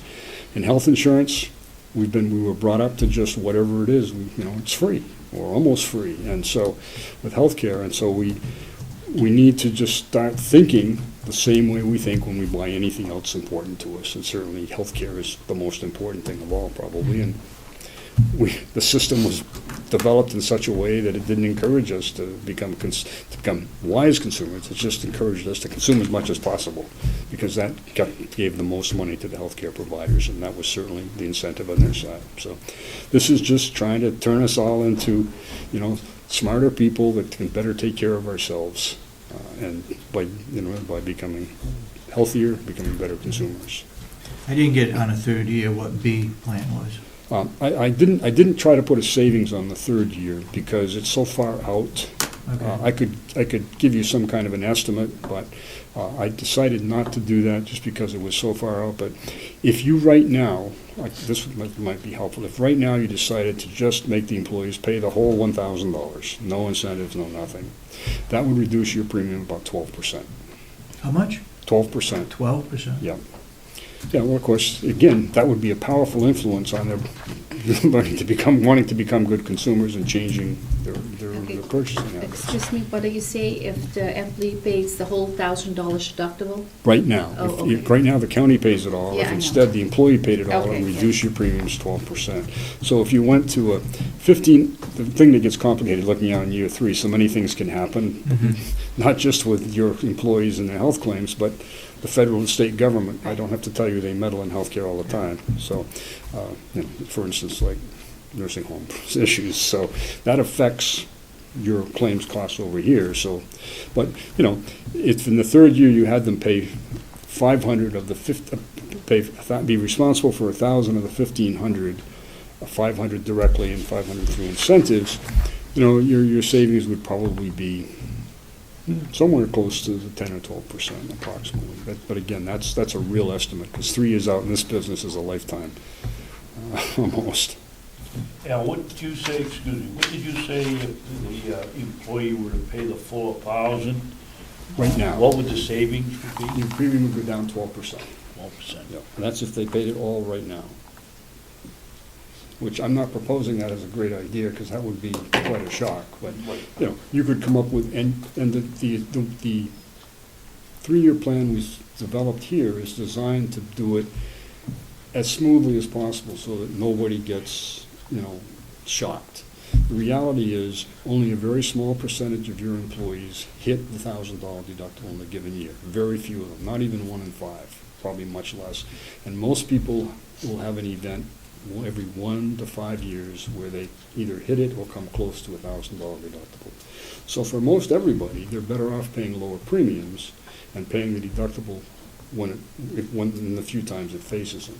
Now, people with chronic illnesses, that's not necessarily true, because if you have ongoing medical expenses of $3,000 or $4,000, which is not unusual with chronic illness, you're going to hit the deductible most years, but depending on what those expenses are, the way this deductible works, you might not hit it even then. So, but the goal here was to have people step into being responsible for the health care. At the same time, we were giving them tools to become better consumers, so that over a period of 3 years, they got accustomed to the fact that they have to take some financial responsibility and also some personal responsibility for thinking, and giving them 3 years of training and assistance and understanding how the system works and how to get the most value out of it, just like you do for everything else you buy. So that's the basic concept, and it can be tinkered with any way, almost any way you can imagine, in terms of we proposed either the employee have a $250 or $100 or $150 absolute deductible the first year, then the balance of the $250 be incentives. But you could change that. You could any way you want. You could make the whole $250 be their responsibility this year, and either put some incentive, additional deductible on top of that, or not. But we recommend doing it with some incentives, because that's where people learn how to be a good healthcare consumer. And deductibles aren't designed to be punitive. They're designed to get people to change their healthcare purchasing habits. And so if you do it this way, you not only motivate them, and what we're suggesting here, you're not going to hit them with a hammer. You're going to get their attention instead, and then we're going to give them the tools to become a better consumer. That's the goal of all this, is to do it in the most fair and reasoned way we could think of among ourselves. And but again, we can tinker with it as you wish. I'm not sure I'm following you, but Okay, I'm sorry. what we're saying is, right now, we give $1,000 deductible. And what you're proposing is that we paid the first year $750 of that, and the employee pays a certain part of it. Right, it pays a certain part of it for sure if they have expenses, either 100 or 150. Right. And the balance of that would be, they could either pay it if they just want to ignore it and not become good consumers, or they could do healthful things, educational things, to earn points, dollars really, to defray the balance of that deductible. So if you went with Plan A, they would have $100 they would have to pay if they had expenses. Yep. And the other 150 they could earn not paying it, or they could just ignore it and pay the whole 250. Okay. How do we know, let's say an incentive decides to take the diet incentive that you talked about? how do we know that that person has done it and completed the course? Do we weigh them in, or? Great question. One of the things we believe in, and it's part of all our programs, is accountability. That's not true of a lot of things that are happening in the state and the public sector. It's like, trust, we'll just trust you. We believe in trust but verify. And so all our programs have some tools that allow us to know what's happening. In other words, if you're taking a smoking cessation course or a weight loss course, you're going to report back to us, or you're going to ask the people providing the course to give you something that you can give back to our wellness team that says, Al attended the 7-week smoking cessation class. You don't have to stop smoking, but you have to take the whole class. Oh, okay. The law doesn't allow you to require people to stop. The law allows the county to say you have to take a non-smoking class or a weight loss class, but you can't force them to stop smoking, or you can't force people to lose weight. But you can give them financial penalties or incentives to try. So they can keep eating the Twinkies as long as they go to As long as you go to the class. as long as they go to Weight Watchers. But what happens is, and let's face it, probably most of us in the room, and myself certainly included, have tried to lose weight on occasion. And, it's hard, and I've lost probably, 500 or 600 pounds in my lifetime. But unfortunately, most of the time, I gained it back. Right now, I can say that I did finally get serious and lost about 30 pounds, and I'm still down about 23. So, but even that, but what happens is you keep at it, you eventually change your habits, because eating is a habit, just like everything else. Smoking is a habit, and eating healthy is a habit. And so, certainly being surrounded by wellness people the way I am at the office helps me keep focused, but also just learning the good ideas and what to do, and becoming more aware as we get older. You had some comments or something. I do. There are several reasons why we asked Al to come in and provide us with some of those options. First of all, we know that the delegation keeps pushing having the employees pay more, a larger percentage. At least this option would show the delegation that we are doing our due diligence in putting a little more ownership on the employees without having to change that 80-20%. The other thing is, with the Affordable Care Act and with the upcoming years in changes that are projected to happen, there's so much that we need to be very proactive about, or else what's going to happen in all public sector, across the nation, not just Carroll County, across the entire nation, public sector health plans are so rich that we're going to fall into those Cadillac taxes. And some of the estimates that I've heard for a kind of a generalized public sector calculation is that we would be looking in 2018 at a potential of $180,000 tax on the county for having such a Cadillac plan. So we have to be proactive to help reduce that potential for a huge tax amount that would be borne on the county, which we would have to get some way from, and I'm sure the taxpayers aren't going to be very happy about paying that, so we would have to incur those costs on the employees also. So this is just a very good ownership way for the employee to be a little more conscientious about their health and their options. And we thought this was the easiest, most painless way, even though we realized that for some people, $100 a year to pay for the deductible, or $150, whatever we choose, is tough. But if you look at the 20% that they pay and the increase that it would cost versus the decrease that we're looking at, it's going to really almost offset what we're doing. And I know the employees would say, I don't have that $100. Well, it's going to come out of your paycheck, your biweekly paycheck, that increase anyway, if we don't do something. So we're just trying to help, look at the best we can do with reducing some of those costs, with coming up with good plans to help educate them. And if you really look at the long run, if we have better educated health consumers, our costs won't continue to escalate the way that they were, potential. So we're really looking at a win-win for the employee, for, you know, the pool, but also for the county and for the taxpayers inevitably. And, you know, this was just one of the plans that we thought would be a good one to also help with those incentivizing. It helps build that teamwork. If we have people who will be in a group, who will do a walking program to lose some weight, to be healthier, you know, you look at the morale increase also. So again, it's just such a win-win all the way around. And I was very happy that Al could come today to present this, because we are looking at having, well, not looking, we are having our open enrollment towards the end of May, because we have to get everything in by June 8th or 9th for our July 1 start for our plan year. And these things are happening very quickly.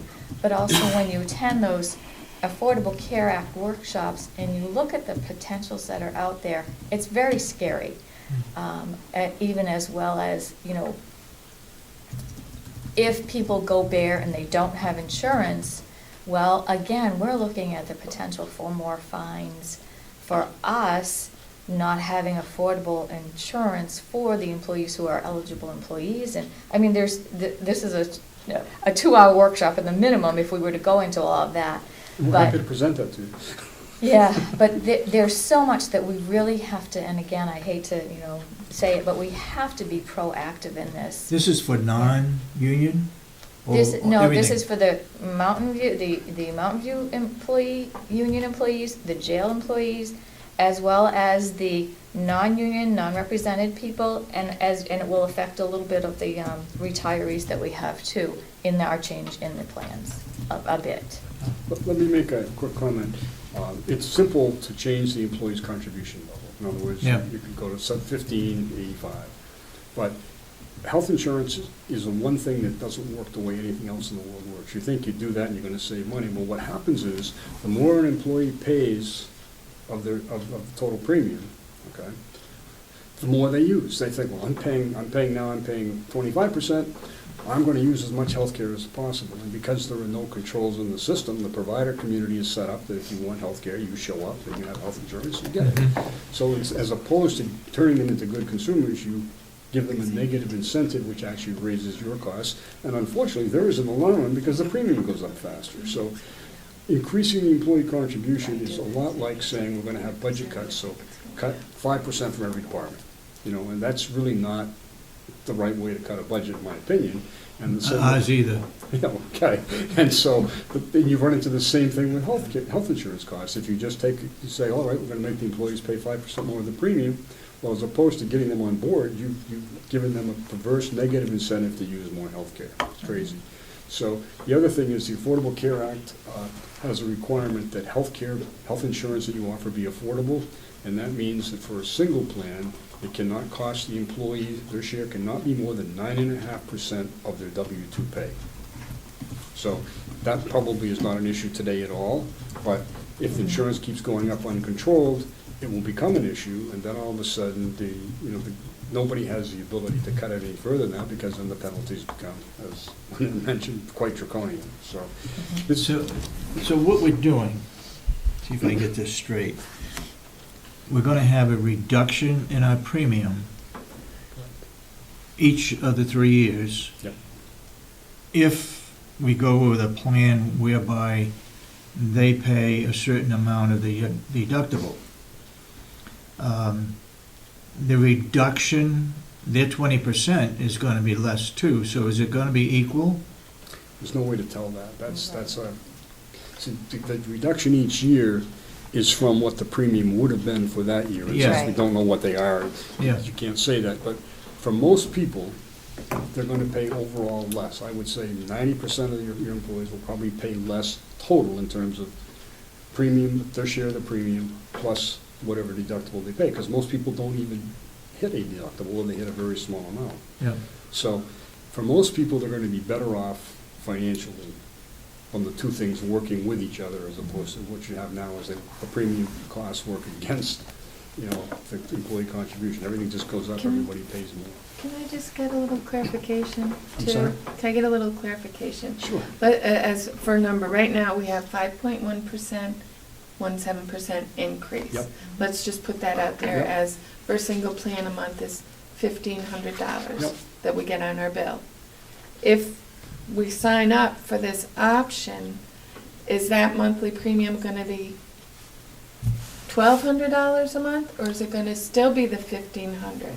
You're a finance person. I can't do that in my head, but I'll tell you this, your 5.1, if you went to Plan A, which is the $100 deductible with $150 incentive deductible, your increase would go from the 5.17 to 1.17, a 4% reduction in the increase. In the monthly premium that comes on the bill? Right, would be 1.1% So- more than it is now. Okay, Right. so the employees would only see, and the 20%, 20% of an extra 1%. 1%. So the actual monthly premium is going down, Yeah, well, the bill. It will go down compared to what's going to happen if you do nothing. No, if we did nothing, it's Yeah. 1,500. That's If we correct. do something, it'll be, 4% less. yeah, so it would be 1,100, just Right, for yeah, numbers. right. So, right now, they would be looking at 20% on the 1,500, then if they do this, they'd be 20% on the Right. 1,100. So, they are saving Oh, absolutely. there. No, To be- Kathy, it's still gonna go up. Yes. It's just gonna, it's It gonna won't be go- more than 1,500. Right. It's just not gonna go up as much as it would have. Right. Yeah, so the employee is going to right. save what they would have had to pay. Right, If right. the county does nothing, they're going to save 4% on their share. And now, I guess that, We could calculate some things out. no, if I had the numbers, I could Yes, you figure, could. but, I know you could. Well, but Kirsten will have the the other, numbers there, yeah, so. the other thing is, okay, so they decide to do this, and the employees, do you have to have a majority to sign up to get? I mean, is there discussion about that, or do they? This would be for everybody. Right, but I mean, what if only 2 people say, I will sign up for those classes? I mean, for the incentives? Well, Yeah. those 2 people Have to could contend. earn the other part of the deductible back, so instead of. so Right. the- Okay, But the other people, they don't want to do anything, they just have it. but they would take, They would have a $250 deductible. right, okay, but the other employees Could end up with either 100 or 150, depending whether you took Plan A or Plan B. would benefit from the decreased monthly premium. Oh, absolutely, yes, just like everybody else. That's what I'm saying, Yep, yeah. Yep, I'm sorry, misunderstood. Yes, Yeah, Kathy. yeah. Yeah, it's like, it's only because health insurance is so confusing that this is hard to get, because the fact of the matter is, it's a win-win situation for almost all your employees, and it'll be, if you look over 3 to 5 years, it's almost a sure thing that almost every one of your employees will be a winner total, and when you look at the net of what they pay out of pocket for premium, their share of the premium, and what they might pay toward that deductible. So, yeah, it's, and this came to the private sector a long time ago, and we have a pool in Georgia that we are the consultants on, and it has 22,000 county employees, and every county in Georgia now has at least a $500 deductible, and without any incentives or anything. Every employee has a $500 deductible. But that happened this year, and if you go back 5 years, most of them didn't have a deductible, but it's the cost pressures and the pressures that are, lurking out there from the Affordable Care Act are saying, people have got to, all of us have got to change what we're doing, or it's just not going to become affordable, and we're going to hit some kind of a wall, and America solves its problems just before it hits a wall, and I couldn't guess what the solution might be, but it probably wouldn't be pretty, so. And I think you have great options here, and we're committed, and we have the tools to help your employees become the good healthcare consumers, so anybody who wants to give it even a half-hearted try is going to do better, so. Yeah, what's our loss ratio? I'm sorry? What's our loss ratio? I don't know offhand. It's pretty good because you're only getting a 5% increase. I can get that information, but I don't, I mean, are we favorable? Pardon? We must be favorable. Well, you are. You're favorable to get, healthcare costs are actually going up slower now than they have in the past. If you look over the last 40 years, healthcare trend, which is a combination of increased costs of services, drug costs going up, doctor's office visits and everything charging more, has averaged 10% for the last 40 years. Right now, medical trend has been stable for the last 3 years at about 7%, give or take a little. That's unprecedented. It won't stay there. So that's another thing that we need to be concerned about, is that the trend will start ticking back up. And back in the 80s, the trend at some point got up to high double digits, like 18, 19%, and everybody was seeing 20, 30% increases. So right now, we've been in a lull, which has helped a great deal. Will keep the costs, relatively more affordable. But even so, a 7% trend is, almost 2.5 times the overall inflation rate. If we're that favorable, should we be considering self-insurance? Well, you can certainly consider self-insurance, but there's no magic. This pool is self-insured. You own it. You govern it. So you have the benefit of coming together, of getting cost savings in fixed costs. In other words, the cost of risk is less, the cost of administration is less, and you're able to have, I'm going to say, absolutely expert folks in their fields helping you with things like wellness and administration and everything, because you're purchasing jointly. Whereas if you break it off on yourself, you're really not big enough to be self-insured from a truly satisfactory self-funding purpose. You can do it, and you'll have good years and bad years. And our experience is that at your size, it would be quite a bit of risk, but you certainly can do it. But you're already self-insured. What you get from your trust is a level monthly premium for 12 months, but you participate in a self-insured pool, which buys everything at a discount compared to what a group your size would.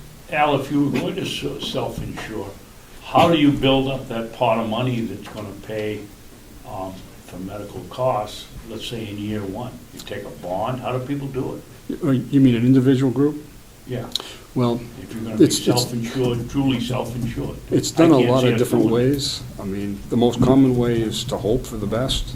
In other words, and I'm not kidding about that. That is what most people do. And the smaller the groups, the more they hope for the best, the less they can. There is one county that is self-insured. Who's that? Rockingham? Hillsborough, it's one of the big ones, I think. Hillsborough is in the trust. Rockingham's in Health Trust. I'm trying to think, who is? Rockingham's in Health Trust. Oh, they are. Rockingham is a group we decline to quote on routinely because of the way they manage their program. So I wouldn't consider them a great model how to do it, but they are one of the largest counties, and so that gives them more ability to self-fund. But to your question, sir, about how do you fund it, the proper way would be to set aside some money in a reserve, because there's two issues. When you leave a program like ours, or if you were fully insured somewhere else, there's a period of time before your new claims start occurring. So it's like charging on a credit card. You charge today, you take the stuff home, but you don't pay for it for a while. Let's say there's a lag time of 3 months. It used to be. Now it's like 22 days. But Really? yeah, well, 100% of the hospitals are electronically linked with the insurers, with Harvard at least. So their claims are submitted electronically, and they're paid electronically. Many of them paid without any human intervention. Something like 95% of the doctor's offices are linked electronically. So the money turns over even quicker. So the lag isn't what it used to be, but there's still a definite lag. So what you would do if you're paying a certain amount now, so if you continue to set aside that amount, all right, you'd gain a little reserve in the first month, where you wouldn't pay many claims. That money, of course, is actually owed. If you stop self-funding, you still have to pay it. So it's not savings. It's just simply deferred, like a credit card. You're gonna pay it eventually. So the thing you don't have any protection for is unexpected negative claims fluctuation. I mean, higher than expected, and you have no reserve for that. So you really have to establish one. When we set up the trust, we had no money. We started out with zero, and so I, having done this a lot of years, was very concerned that the possibility could occur that our premiums wouldn't be adequate to cover the claims Not so much for the whole year, because we were big enough that you could make a reasonable projection. That's always a concern, but it was a less concern. The concern I had was that we got a $2 million claim in the first few months before we collected even $2 million in premium. And while we have reinsurance that pays all claims above $100,000, a claim of $2 million, it might take them 6 months to go through and adjudicate it and send us the $1.9 million. And so, when Harvard and we got together to talk about doing this, I said to Harvard, I said, the only way we're gonna do this, you're gonna have to give us a letter of credit, because we have to have the money we have to have. So they gave us a letter of credit for $2 million with no fees, and we have that for 5 years. We now, having worked diligently and managed the program as hard as we can, we have about $3.4 million in member surplus, as I sit here today, based on the third quarter of the second year financials. So we have that plus the $2 million, and I'm sitting here not worrying anymore about paying the bills. To change the subject a little bit, is the insurance industry doing anything, for example, the town of Conway Yep. is looking at reducing their health insurance.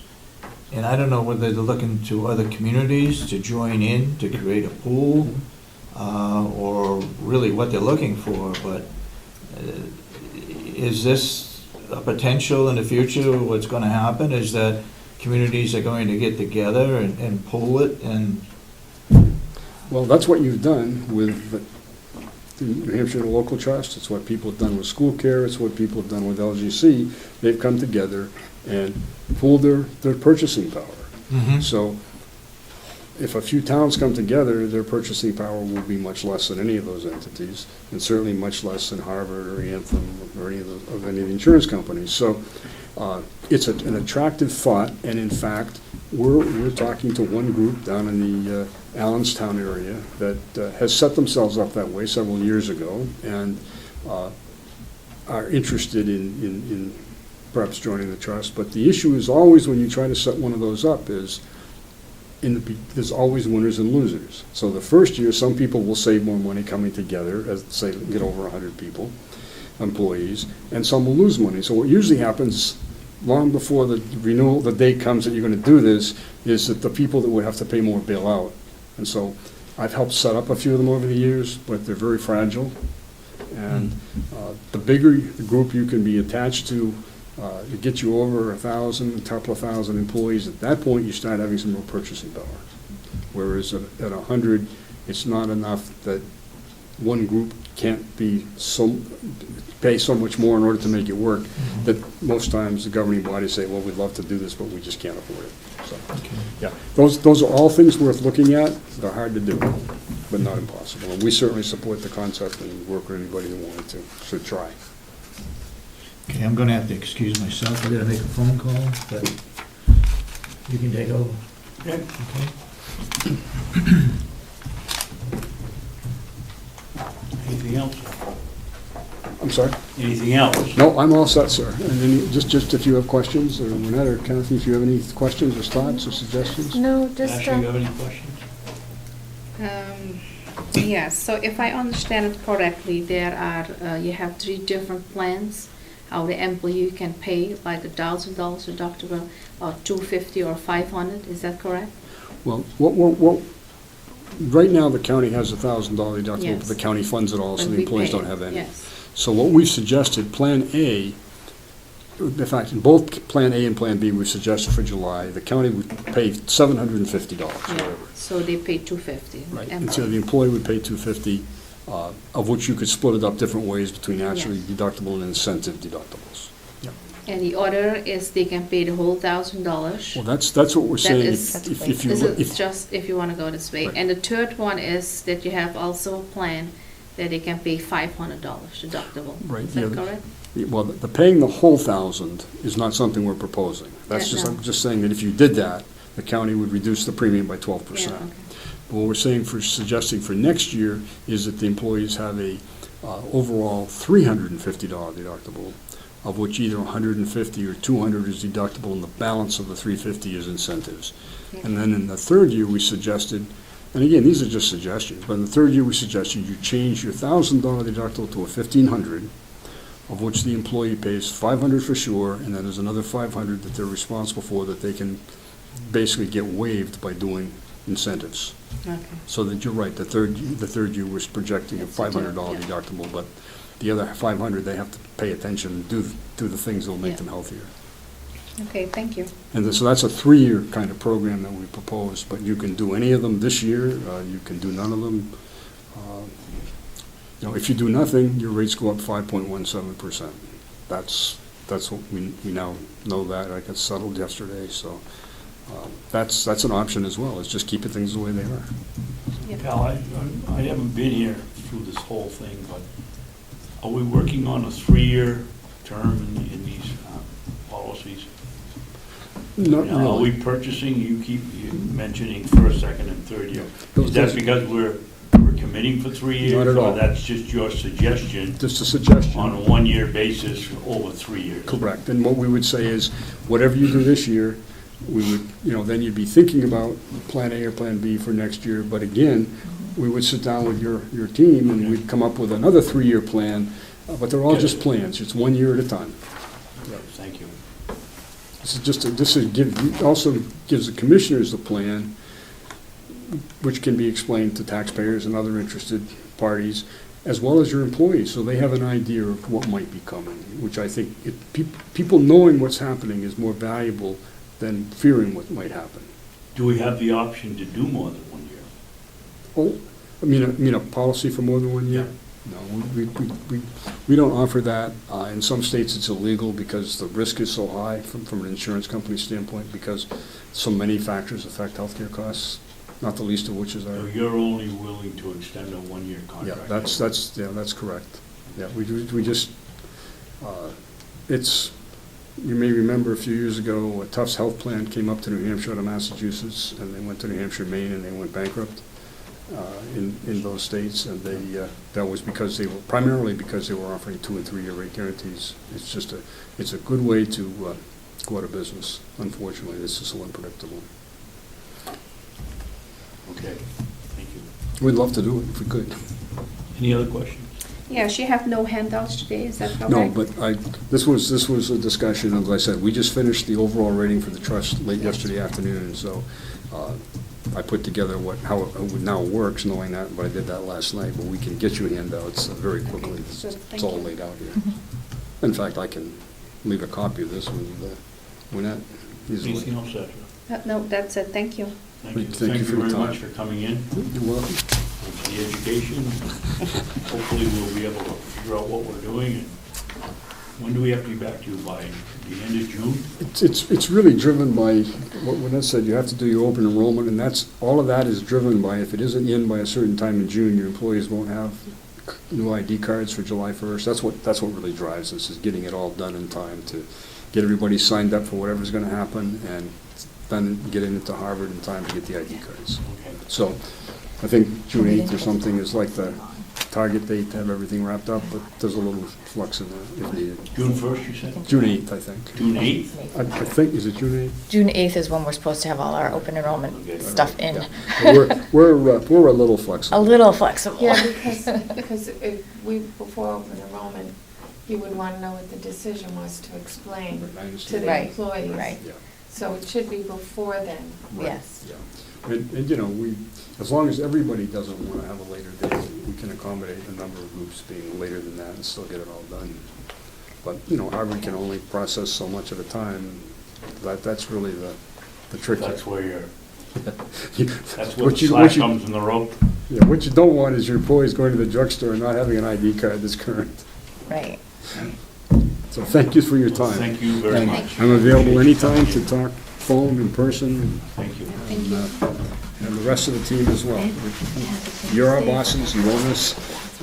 We take that very seriously. How'd you lose 30 pounds? Well, Bicycle, running? I'm not a runner. My grandmother was a great cook, an absolutely great cook, and she specialized in pastry. So I grew up eating desserts, and so what I started off by doing was stopping eating desserts. And that had a great effect, and then my stomach started to shrink, so I started eating less at meals, but I started doing it almost all the time. In other words, I was conscious about it, and those pounds I put back on are all from desserts, but it's just a matter of making up your mind and replacing a mildly bad habit with a better habit. So if I go from 2 chocolate chip cookies to 1, I'm on the way. You absolutely are. Over enough time, that has a dramatic thing. If you walk upstairs more, which is one of the best forms of exercise, instead of going upstairs every time instead of saving up before you go upstairs to get a bunch of stuff or take a bunch of stuff up, every time you have a reason to go upstairs, go. You'll find that has a dramatic effect on your overall physical health.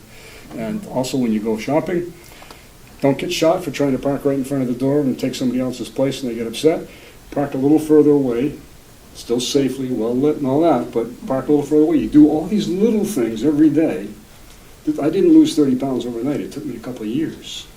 But, the point was, you do little stuff every day. You can do that. If I can do it, anybody can do it, believe me. But you have to, it's a little stuff that will win for you. It's very few people that can make a weight loss stick that's something that they do like in 3 weeks. Very hard. If we get our walking path done and we have a walking program here, will that, it would help the individual, but do we get any help from you as a county? Well, the help you will get, 2 things. One, we can do walking challenges using your walking path as, the scene, I guess, of the walking, and we can tailor wellness activities around that. It's quite possible if we could do the right kind of challenge, we could agree to contribute something towards its completion. Again, it has to be, we're all into accountability, but we're very, we helped buy most of a commercial treadmill for the Laconia Police Department. And it was the union agreed that, with us, that they would pay whatever we didn't pay, and how much we paid was dependent upon how much participation they had. And I think Meredith mentioned to you last time that we had 82% of the people, of the policemen, complete the whole challenge program, and we paid, I think it was 90% of the cost of that, and the union paid the other 10%. So, but the accountability is what makes it happen. The people did what they needed to do to be healthier, which translates to lower premiums, lower claims, which translates to lower premiums, which both the employee and employer benefit from because their share is less. So, so we're willing to consider, all sorts of interesting and different ideas. We don't have a set, this is how you do it, take it or leave it. We come in and say, what is it you want to do, and here's what you need to do to make it work for everybody, and if you do, we'll do whatever we can do to support it. So we're very open to that. We don't start with preconceived notions. We know what the goal is, make everybody healthier. So how can we work together to do that? We can craft something with your team very well, I'm sure. Thank you. You're welcome. Keep in mind, you own us, you govern us, and that's why. We remember who we work for. And that's you.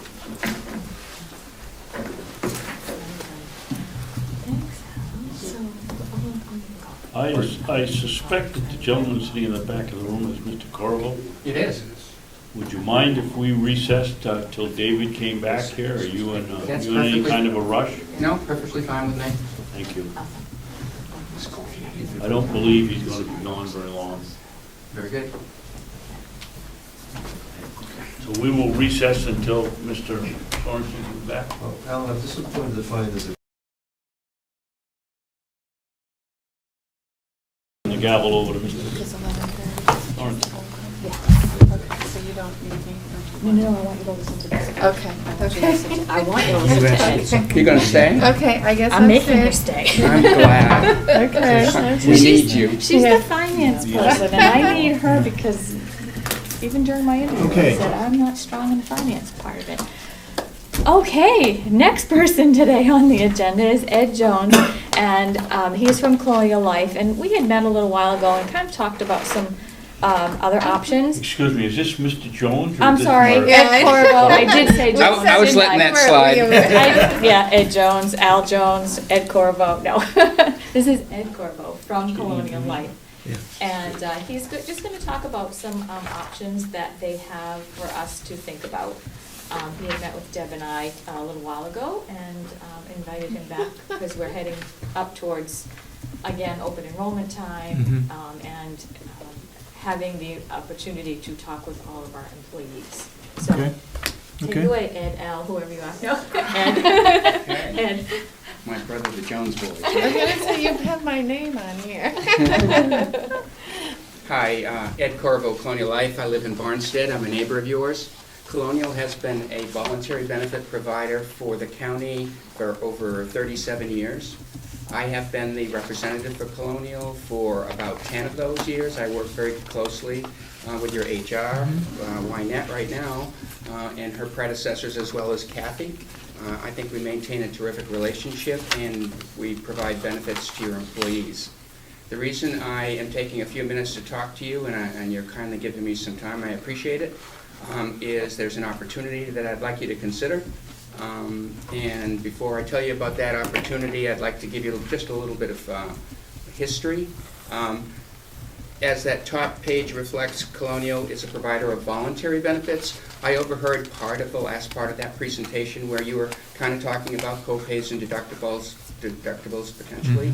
That's where voluntary benefits are a great fit, whereas we can sit with employees, review their existing benefits through the county, and offer them some opportunity to cover some of those out-of-pocket unforeseen expenses by participating in voluntary benefits. As you can tell by the sheet, it's disability, accident, cancer, critical illness, hospital confinement insurance, and life insurance. This is not new to probably anybody in this room. However, there's a new opportunity that I want to bring to your attention. Before I do, I want to just show you in the next page what the relationship has been like with Colonial up till now. I'd like you to point out that at the moment, the employees pay about $23,000 in premium to have the benefits we've already offered. Again, it's voluntary. I meet with employees, so these are deductions coming out of employee paychecks, and they've elected to participate this way in the several years I've been meeting with them. Ed, excuse me, that's the 22,841? It is. Thank you. There's another chart to the right, a claim summary, and it shows that since 2012, we just picked 3 years as a benchmark. We've paid over 39,000, close to 40,000 in claims over the past few years. So you can see that your employees are experiencing direct benefit from actually participating. I point out that to you because I want you to understand that employees, when given an opportunity to understand what voluntary benefits are about, they do participate, and the ones that do participate benefit greatly. Go ahead. Question, claim summary, that's over years, or is it That's since 2012. since 2012? Yeah. And is that same as product summary, since 2012? No. It isn't. The So you product can't summary compare is the- an annual number. You can't compare the two then, can you? No, I just am trying to give you an idea that your employees that have coverages actually file claims and they get paid. So I'm not trying to draw. Okay. the annual premium, whatever year, I guess it must have been last year, 22,841, but since 2012, you've paid out 39,583. That's correct. Okay, Just trying to point out that your employees use the benefits we offer. okay. Below that, enforce policies by product, enforce premium by product. Product line, is this us?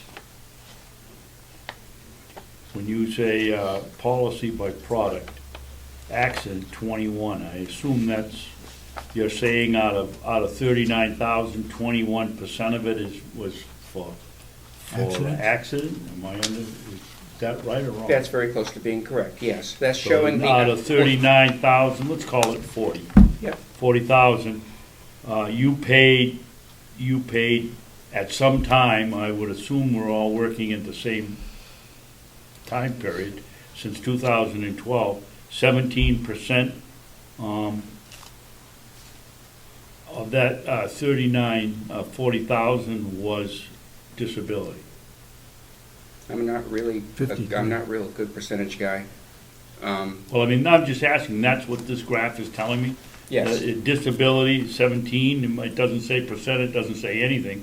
I'm assuming it's 17% of the 40,000. At the line disability under product summary, there's an older LPSD, which is an older disability product that was overtaken by a new rollout product some years ago called Disability 1000. Between the two, you're looking at $11,742 plus $315 of old product of premium being paid last year by employees towards that particular product. Does that answer your question? Policy, enforced policy by product, okay. Enforced premium by product. Well, maybe I'm misunderstanding the term enforced premium. I thought that was the payout. Premium is what That's the pay-in. That's what you policies pay in as a premium, right? That is correct. That is correct. So what is And the this telling claim- and me the- on enforced premium by product line accident? that 10% of the that- premium paid in is going towards Accident? There are accident? there are 21 accident plans in force in the county, No. and that amounts to 10% of the total claims paid. Oh, okay, okay. Okay? Okay. Got you now. All right. I typically don't show that to employers. They typically they're not looking at that very carefully since it's employee paid. But I wanted you to be aware because of the suggestion I'm going to make in just a few minutes. The bad news is that there's only 26 payers in the county, and you have over 335 employees. So, over the years, there's been kind of a casual approach to how I meet with employees. I work closely with Kathy and now with Wynette, and a poster is put up. Some people know I'm going to be there. They may or may not take the time to sit with me. If they do, I go over existing coverage they may already have, help them through a few claims questions perhaps, show them what they might want to be participating in, point out to them co-pays, deductibles, that they're at risk for with the county benefit plan, and show them maybe they should consider some additional benefit. And so many employees do participate and continue to participate. The problem is, if we only have 26 payers out of 335 employees, obviously there is a shortfall in the amount of participation that I'm seeing. Excuse me again, while we're, Yep, hope you don't mind we ask questions. not at Go all, along here. not at all. Is it at 26 employees out of 335 because the other 300 plus have gone somewhere else, or we don't offer any other program that I know of? We have AFLAC and we have Nationwide, so we do have other supplemental benefits and Davis and Toll, but Ed has been the one who has reached out several times, who came up a few months ago, sat so that the employees could come see him, and actually met with us about another proposal. So we do have other supplemental benefits, and the employees, when they're hired, are told about those and given information about them. So it's all in with a personal choice. Can you tell me roughly how many people participate with other vendors? No, Aflac, It's I not, recognize that. he has the most. But yeah, he has the majority. Ed has the most employees Yeah, I'm asking, participating. do you know how many others take the other options that we have? Maybe 17, right? you know, Really? Not a lot. So there's a lot of people that are not insured No, with us? No, this is, no. Supplemental, this This is is life. supplemental, this is not their health insurance, this is supplemental. Okay. This is something they choose, so to be quite honest with you, some probably feel that, they're paying for their health insurance, 20%, that they probably don't see the value because it costs money. So this is extra, in addition This is to? that they pay themselves, yes. Okay. And if they feel feel a value in it, they will take it. Okay. And because the county does not offer life insurance as one of their benefits, Yep. I would imagine a lot of people have a life insurance part of that, or disability. We don't have short-term or long-term disability that we offer. So a lot of people who realize the value, like Kathy said, would look at having that benefit available to them, even knowing that they have to pay a supplemental cost, because it's not a benefit, and that's why we have those options for them. Okay. All right, it's clearing up. Okay. That being said, Colonial's position is, and our experience has been, that when we sit with 100% of employees at a particular company or county or town, that we end up with about 60% participation. It's a soft sell. We sit there with a laptop computer presentation, sit there with each employee, review how they're participating or not, point out how they might want to consider participating. At the end of the day, we get about 60% participation. So we'd like to see 60% of 335 of your employees participating. So this is the proposal. I've gotten Carroll County approved for, and I am able to offer, if we meet certain criteria, a new benefit that you can offer your employees at no cost to the county. If I meet with at least 75% of your employees in a one-on-one benefits counseling moment, every person that sits with me will receive a free $5,000 insurance policy, accidental death and dismemberment policy. We have a relationship with a company called Chubb Life. Colonial actually pays for that plan. It doesn't cost the county anything. It doesn't cost the employee anything. And Colonial's bet is that Carroll County is going to want to offer a new benefit to your employees at no cost to the county. Every employee that sits with us would walk away with a $5,000 life insurance plan. Thusly, we would be sitting with at least 75% of your employees one-on-one. And in that moment and in that opportunity, not only are we going to review the voluntary benefit portfolio that they should be considering, that they don't have to participate in to get the $5,000.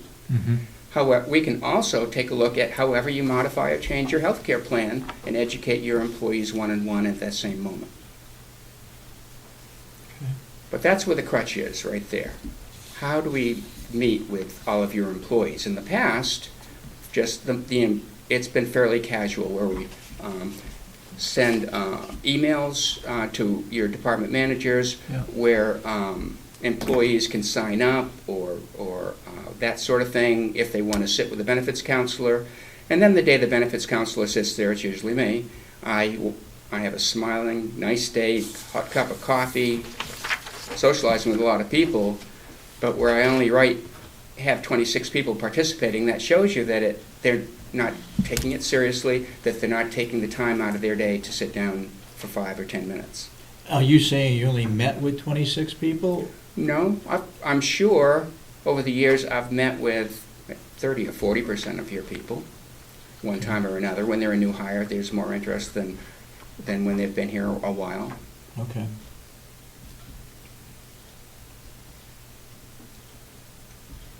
So the bottom line is, I wanted to point out to you that voluntary benefits are a good thing, that it would be a good thing to make sure your employees understand those voluntary benefit choices, and we have an incentive for this June enrollment, if you approve of it, for employees to actually sit with us and review what's available. And they'll end up with a $5,000 life insurance plan, which is renewable year to year if they sit with a benefits counselor again next year. Well, that was my question. How long is the life policy coverage for just that 1 year? It's a term life policy. It's for a year. Yep. Okay. I think the county could present it as a new benefit you're making available to your employees, but we would have to find a way to drive it such that we meet the minimum criteria to offer the program, which is about 75% of the employees would have to at least sit with a benefits counselor for about 10 minutes.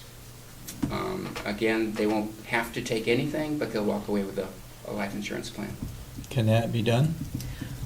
Well, I have a couple of questions. Okay, go ahead.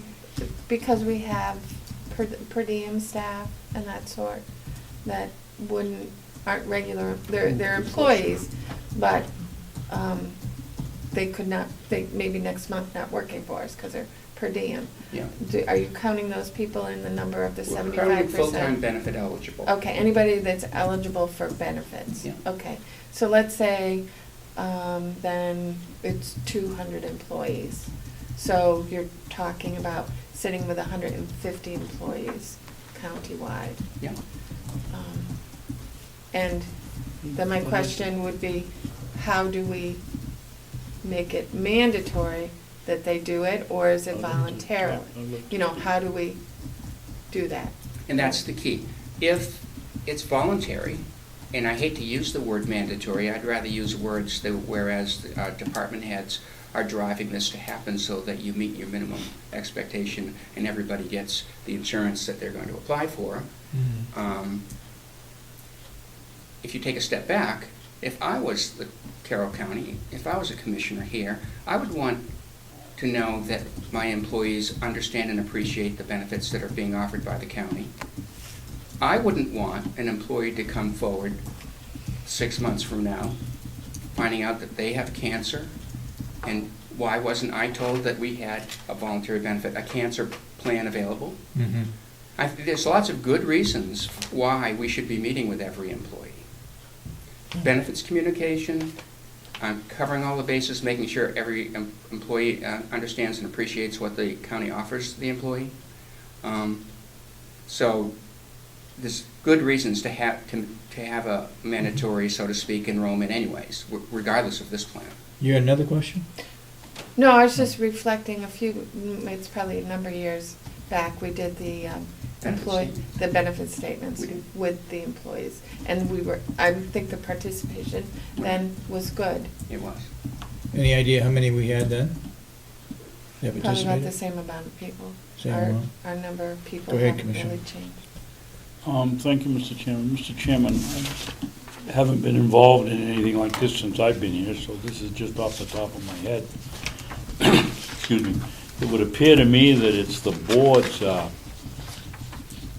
responsibility to say, yes, we think this is a good idea, or no, it isn't. And if we say yes, I think it's the responsibility of human resources to work with the department heads to set it up to get 75% of the employees out of 335.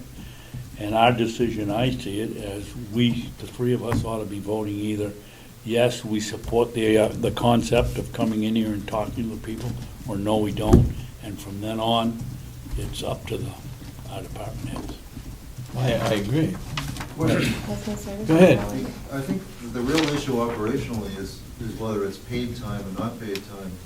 With about 2/3 of my staff not in at any given time, bringing people in is a 2-hour minimum, plus some overtime.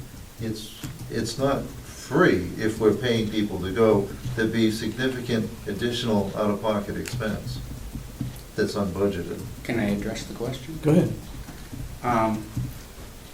We think that the best benefits communication happens on the clock.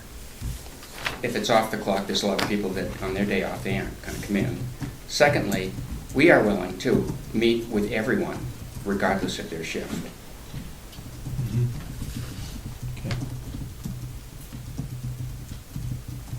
Well, I think it's a benefit to our employees to be able to do that.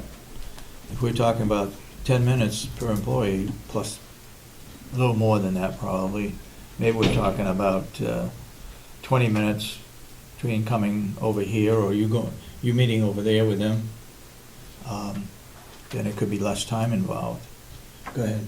I think Mr. Corvo is probably correct that it's most beneficial to do it during on-the-clock time, but my concern is, we've already heard there's 2 other people that provide voluntary benefits here, and I wouldn't want to open this up to every provider of voluntary benefits coming in here and talking to our employees during working hours.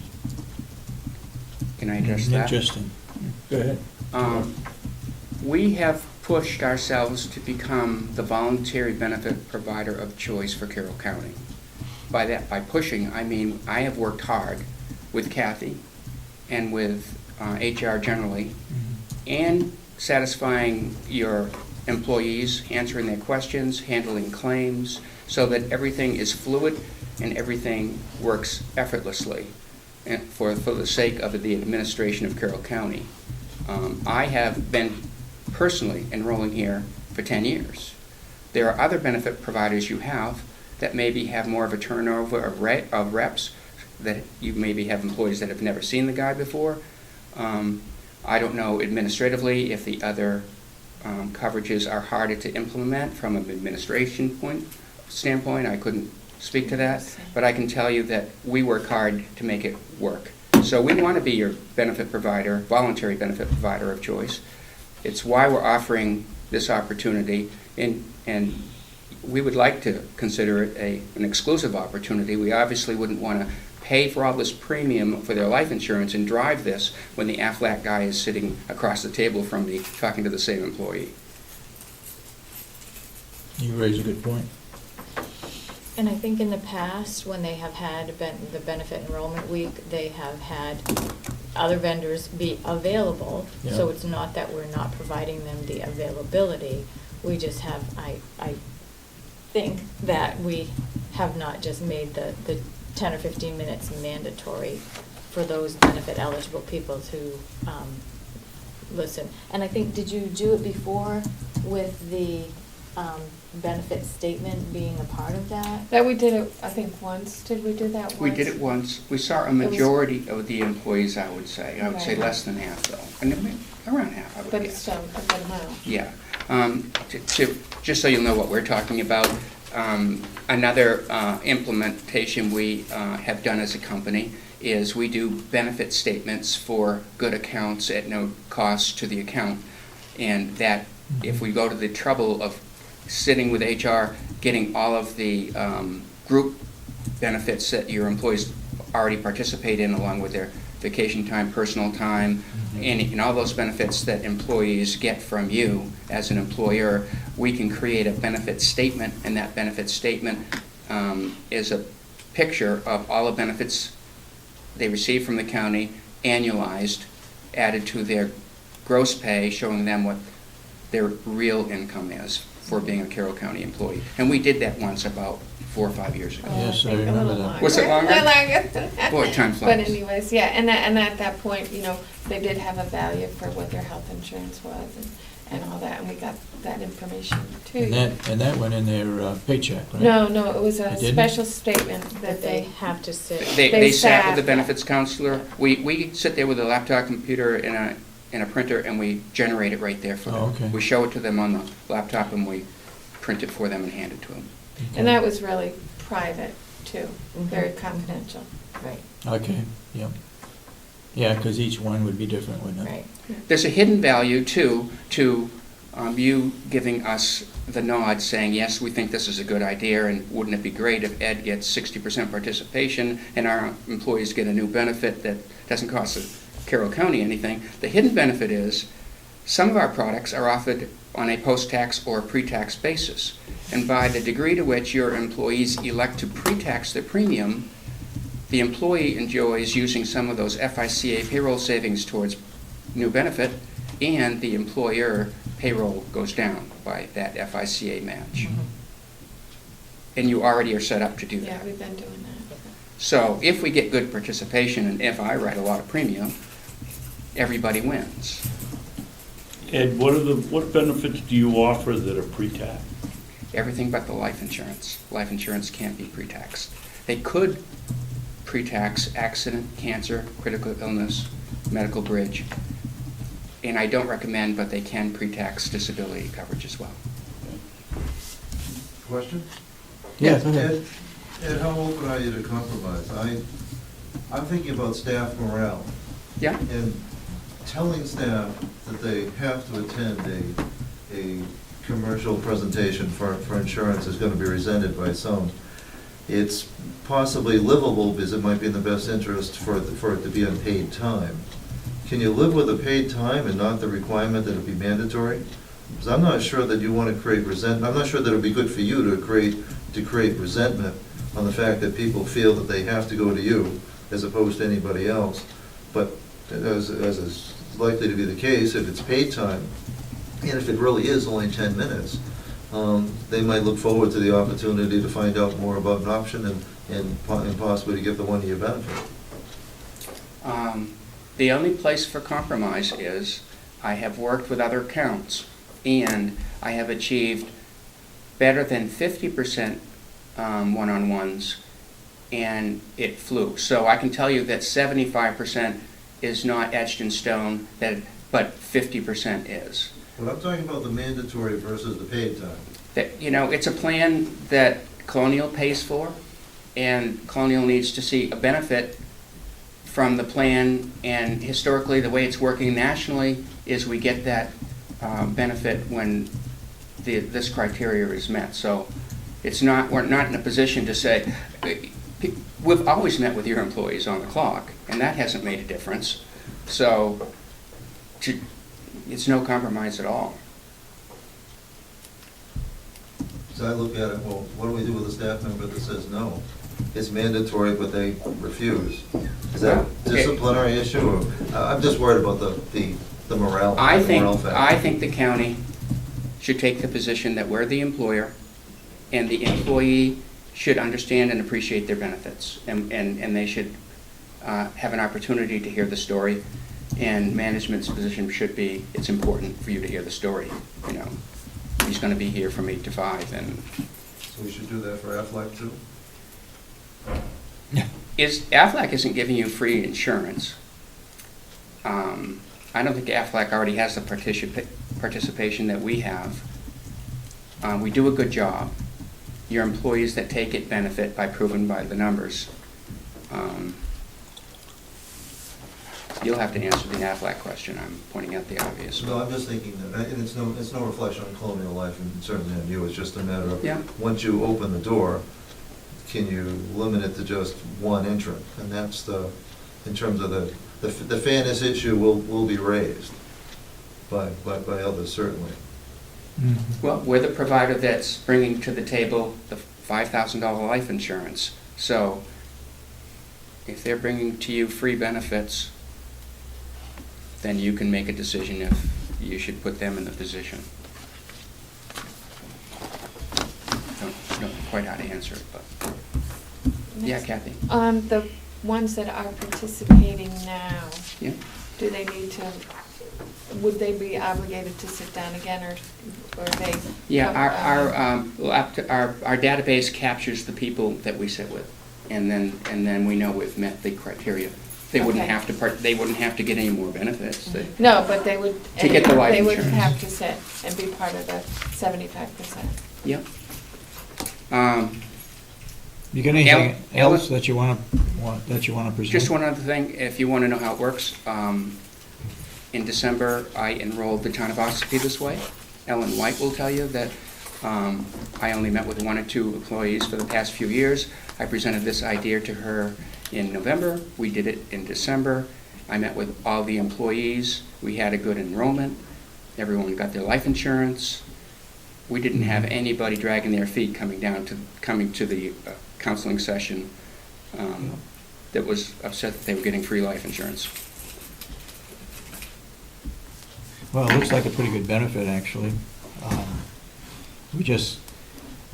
Once we open up to 1, well, I guess the board will take it under consideration anyway and see where we go Okay. with that. Thank you for the You time. got anything else they want to, No. anybody got any further questions? Some detail about that life insurance is on the last page, by the way, so in Okay. case you want to look at that. But I appreciate your time. And Okay. your enrollment is coming up in June. It's something that we would have to get ready for in May, obviously. So if you certainly, I'm sure you'll certainly let HR know what your thoughts are. Okay. Thank you very much. Very Thank you good. very much. Thank you. Do you need anything more, Dee? If you want to leave a few, that would be great. Thank you very much. Thank you for Thank you. Thank you. Thanks for coming in and helping with that. So, Happy to. Yeah, thank you.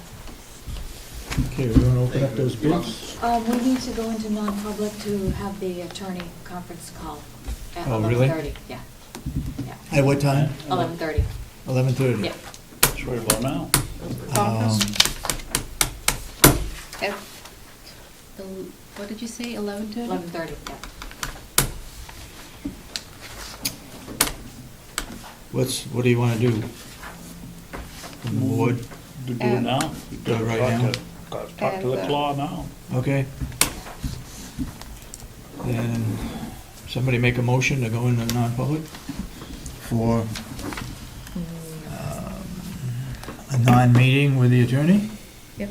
I will make a motion that we go into non-public at 11:34 or 5, whatever it is, for the purpose of a non-meeting with the, with our labor counselor.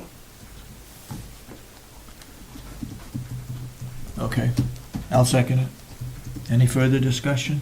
You said labor counselor, he is for union negotiations. Negotiations, right. So you're going for negotiations.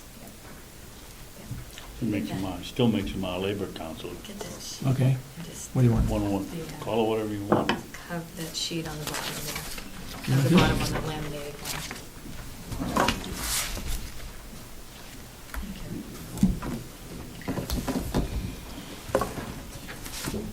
Did we do everything properly? Because it's a non-union, yes. Okay. Roll call? Okay, yeah, all those in favor by roll call? Commissioner Kenny? Yes. Commissioner Sorensen? Yes. Commissioner Babson? Yes. Then so voted, so now we are in non-public. So voted. So there's minutes to that meeting. 12:29. David, while we have So we're now Kathy in here, a why don't public we do meeting? this spyglass? Okay, I received a call from Mr. Fisher the other day, wanting permission to go to Verizon and tell them to drop some lines. And he didn't feel he had the authority to do that. He checked over all the lines and come back and his the cost, he sent me the information, you have it. I have a yellow block here, but you have the same one, not that one. You have the same one. Yeah. And then Kathy Gary got me this morning and she said they'd already done this exercise. Let's not duplicate our efforts, so I said, will you come up and tell us which line is which one we need, which one we don't need, and then I go back to Mr. Fisher. Now, when you say drop some lines, you're going to eliminate them? Well, that was his idea, he wanted to, but, I mean, there's lines for security, for fire, there's others that we've got to have whether we use them or not. So, we gotta go over that and see which ones, if there are any here, we can eliminate.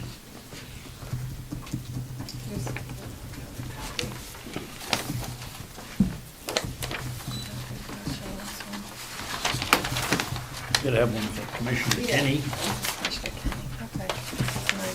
This is what we had worked on before with regards to those same numbers that he gave you. And you'll see I've written next to them what they are for. The dispatch ones are probably the only ones, and Mike, Officer Santuccio said that there may be some flexibility in some of these getting rid of the dispatcher lines. Because So- it's like there may be a couple, so he would work with us and tell us how many. From the 539-2651 down to the 539-8079, those were all associated with dispatch. So, for the time being, the dispatch ones, we're unknown on which ones we can get rid of. Well, he said, what happens is it, like, if the line's being used, it goes to the next line, so what he said was that there could be some, getting Some rid of. reasons for, So we could work with him on And they that. really in this need, year. they really need 9 lines in there? That's why, 8 of them sitting there waiting to see if number 1 is used? well, all I'm saying is, when there's an emergency situation, when they had the floods or when they've had the but he would work with us and tell us on those. okay, The other ones are all part of, like, the alarms and elevator systems, Right. at the jail, the water system, we have the line from the water system down into, to do the daily readings. yep, Then the sewer, there's also the line for that. And then the EOC lines, which are the last ones, Wait a are, minute, Kath, I'm getting caught up here. Elevator, okay, then go on to the next. it's right here. I know, but I gotta write on here because this is what he sent us. it's the same, basically the He's same. gonna be Okay. working on the same thing when I call him back. EOC is, The EOC ones are the lines that are in this, for the Emergency Operations But we Center. have 4 of them? 1, 2, 3, 5 of them. Five, we had 5. And that was set up with the emergency operation Yeah, people. And and we're paying for them. Yes. why is it, as a county, are we responsible for them? Because that group uses this room as a command center in case of a county disaster. Okay. But I don't know why they would need 5 lines. I think this is what Captain Myers put in. And this is, what's EOC, emergency? Emergency Operations Center.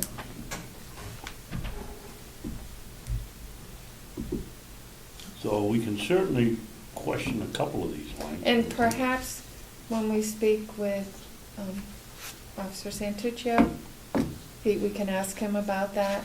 With who? With Mike. Mike Santuccio? Yeah, he might be able to shed some, with the Emergency Operations Center. There was a reason why we needed 5. I think we could cut it back to 3, actually, but that would be my recommendation if we can.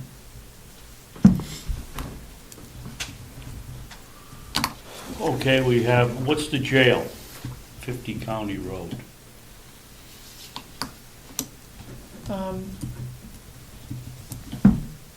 There's a security line? That's what? like a computer line, I think, going in there. Some of these are for, like the water, computer lines.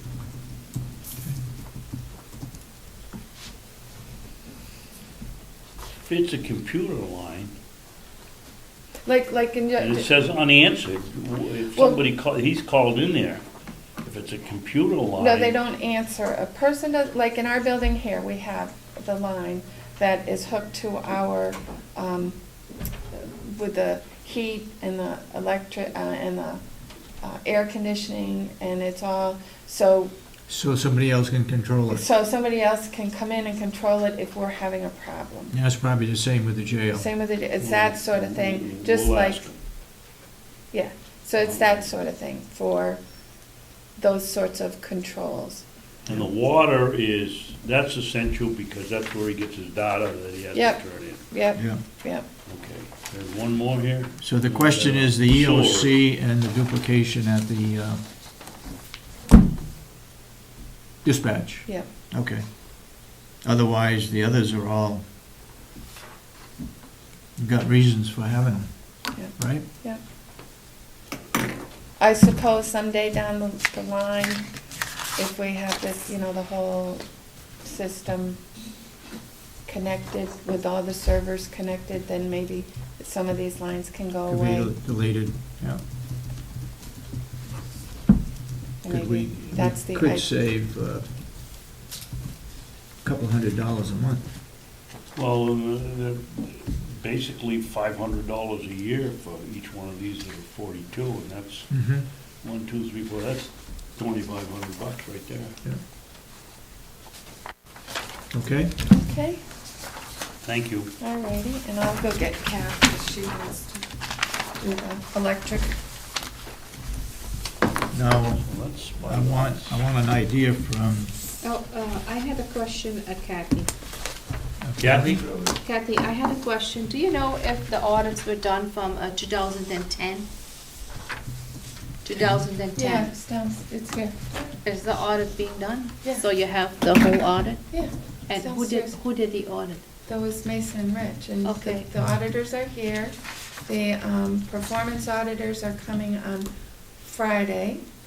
Yeah, but I'm talking about the 2010 Yeah, I audit. have it done. It's already Okay. done. Because I talked to Mason and Rich, and I just want to know if everything was done, and if they can give me some information so I know what they're looking for. do you have it? Copy downstairs. Well, get it Yeah, from, okay. get it from her. Because he said, Mason and Rich said they didn't do the audit. What they did is just they fill in a form, an MS No, 45. you have the whole 35-page, 36-page. MS, yeah, document. this, Yeah, the I think MS it's like 45 is 35. only like 10, 12 Okay, pages. I have that the- is what they say, they fill No, in no, only we a have the form. 35-page Oh, okay, so document. if you have it, that would be good. Yeah, I have it downstairs. Okay, Okay? good. Thank you, Kathy. Yeah. Am I right? Should we open these bids or shouldn't we? Let's And open them. The bids was The from dead- what? The wood? Deadline's gone by, right? Yep. This is fun. Before you open them, I personally wouldn't accept anything less than $6,000. And based on what? Based on the value of what we paid for it, we should be getting at least a third of it back. It cost us $18,000. So we paid Well, you 18,000. can buy a new car for $30,000 and drive it for 200,000 miles, and based on what you bought it for, isn't what you're gonna sell it for, it's what we have left to sell. Is My it an personal feeling. operating, is it an operating machine? Is it one that's gonna require a lot of repair, or? Okay, from Earl Tucson, Tuson, from Loudon, the bid is for $5,750. And he understands that the machine is offered as is, where is, and that no warranties are expressed or implied by the county. Okay? Okay, I have one from, do we So we what, just wanna stick with the high ones? If we got a low one, do we wanna put what the people bid, or do we make it public, or just? Make it public, I guess. Okay, I have one here from Roger Abbott of Abbott Farm, Tilton, and he offers $2,001. I have a bid here from Thad Budach, Barrington, Barrington, New Hampshire, How do you spell Budash, please? Boduch. And he bid $3,200. I have a bid from Lawson's Turf Equipment out of Wolfboro, $3,758. I've got a bid from Matthew Sawyer, $3,801. Commissioner Kenney, what do you have? Getting more. I have a bid from, what's his name? Matt Ferriso, Spell it, please. M-A-T-T, and the last name is F-E-R-R-U-C-C-I-O, for $2,650. $2,650. Yes. This one is, this one doesn't pertain to the wood processor. This pertains to the county-owned orange airflow sander. The amount Close of, it up. huh? Close it up. Don't, Say anything. I didn't know we'd gone out for bid. If it's a closed bid, we shouldn't be looking at it, so just close it up and don't say anything. And I have one here from Madison Lumber, for $2,500. I have one here from Top and Son Building Movers, Cumberland, Maine.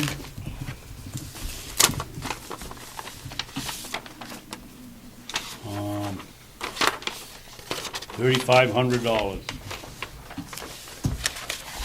And I have one from Robert I think O'Blash. Spell it, please.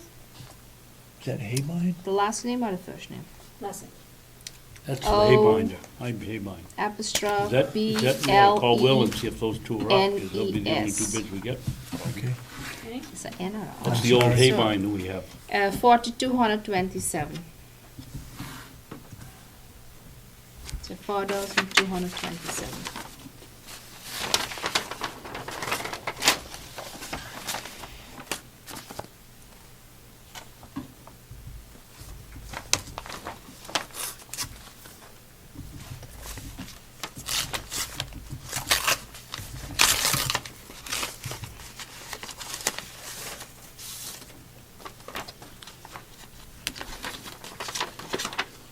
There's one from Matt Pitkin, Just sorry for me to read. Yeah, there's one picture here. and this one is for $5,821.21. Where is that? Who's that from? Oh, this is constellation. Matt Pitkin. Nottingham? Yes. That's the highest bid so far. What is it? $5,821.21. Can you bend a little bit, Sorensen? What's that? Can you bend a little bit? I could. We have two bids that are over 5,000, that are over 5,700. So there's one more, right? You said you had 12? What's that? You said you had 12, and one is for the airflow sander, so that's 10. And so there should be one Forget more. the airflow sander, we gotta Right, but check. so Don't, there should be, don't Nothing. report that one. We gotta wait and see what the deadline is for that one. so I have 10, there should be one more, right? If you had 12 to begin with? There's two I've got here. 1, 2, 3, I got 4. One's for Haybine, one's for sander, Oh, all right, okay. according to the outside of the envelope. Okey-doke. The one that I opened didn't say, Okay. so that's why I Right, opened it. 1, 2, Okay. 4. I have 4.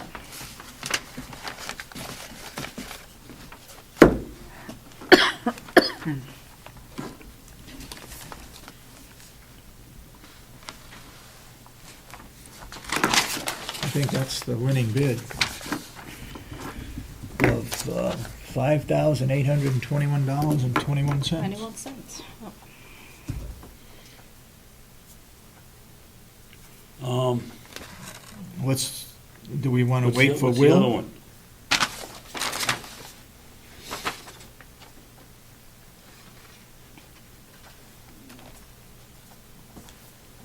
No, I don't see why we have to wait till Will. It was a sealed bid, we have the right to make a choice on We the, just go with the highest. I'll make a motion that we accept the bid of Mr. Pitkin, Deerfield Road in Nottingham. He would like to purchase our used wood processor, the 2005 Wood Beaver 1X37 wood processor for sell it to him for his bid amount of $5821.21. Second. And that we accept only a bank check. You second that? Yep. Any further discussion? So it goes to Matt Pitkin, and we accept only a Oh, bank. excuse me, and we're selling it as is, where is, with no guarantee of accept any that too? sort. As is and where is. Yep. With no guarantee of any sort, Okay? except that it's made out of Any steel. further discussion? All those in support of the motion, say aye. Aye. Yeah, I just had a Aye. question. He said now, as is and where is. We didn't put that in the RFP, huh? So we just add this now, is that correct? Well, this one here said, I understand that the machine is offered as is, where is. Okay, is that from who's that, from somebody else? That's from somebody else, Oh, okay. okay? So we voted on this, all in Okay. favor, right? Yep. Yeah? Okay, then so voted. How much was the amount? $5,821.21. Let's collect all those. Okay?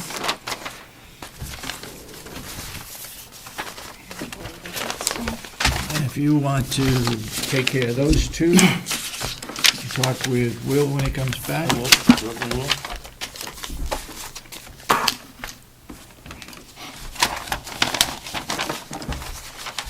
All right. We've taken care of the bids. Kathy Armstrong,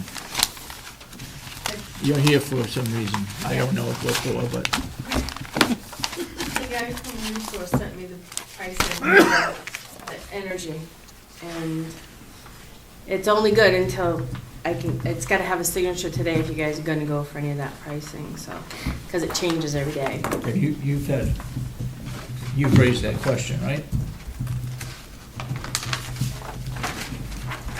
Is this the same one you gave us downstairs this No, morning? it's what he just emailed me, the prices are higher already.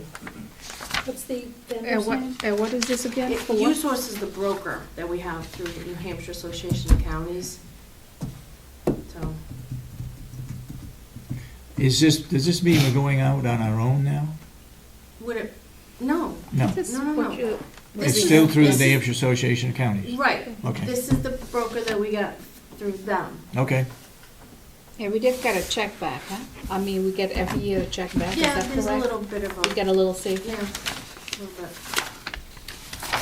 But the rates are going up. so they went up. It's not much of an indication that it's going to get any better until 2018. And we're locking ourselves in for a year at these prices? 1, 2, or 3, you got 3 choices.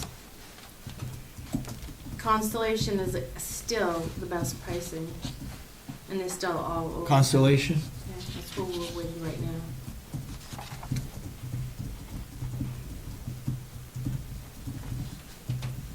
So if you need to discuss it or think about it, you just need to, if you want to get those prices, I need to know before 3 o'clock today.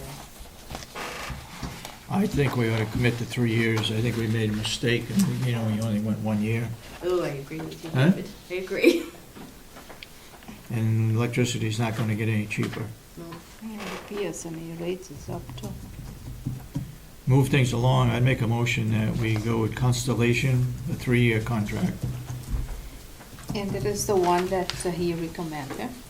Yes. I see something here. Yep. He recommends. Do I hear a second? I've got some questions here. I'm only beginning to familiarize myself with this system here. U-Source is a broker, and he's gone out to, well, he went to 5, and he only got 3 answers. We're not, Are we're there other not big places enough, that- David. huh? That's the problem. We're not big enough. The one from Canada, they won't even bid on us. We're small potatoes. We only have 2 large power accounts. So we don't use enough. And U-Source is the only person in this business? No. How about New Hampshire, how about New Hampshire Energy or one of those places? They don't service our needs for the large power. There's very few. U-Source is the one that the New Hampshire Association of Counties selected as being the best, and with the exception of Grafton County, I believe all the other counties members or approve this U-Source as a broker. Yeah, they're the ones who know what the trends are, who's out there can service our needs. They go out to these people who are vetted.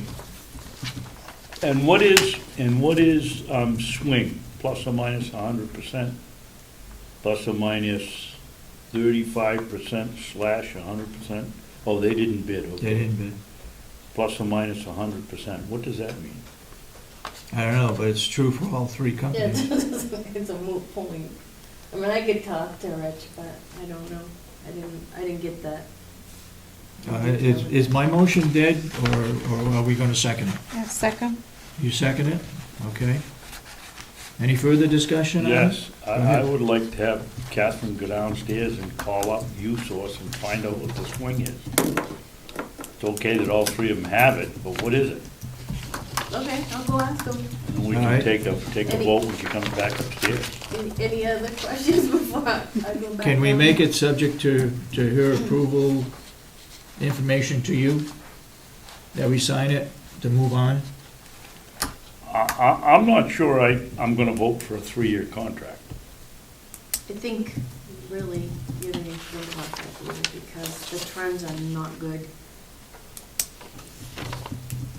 Well, it's been moved and seconded that we go with a 3-year contract with Constellation.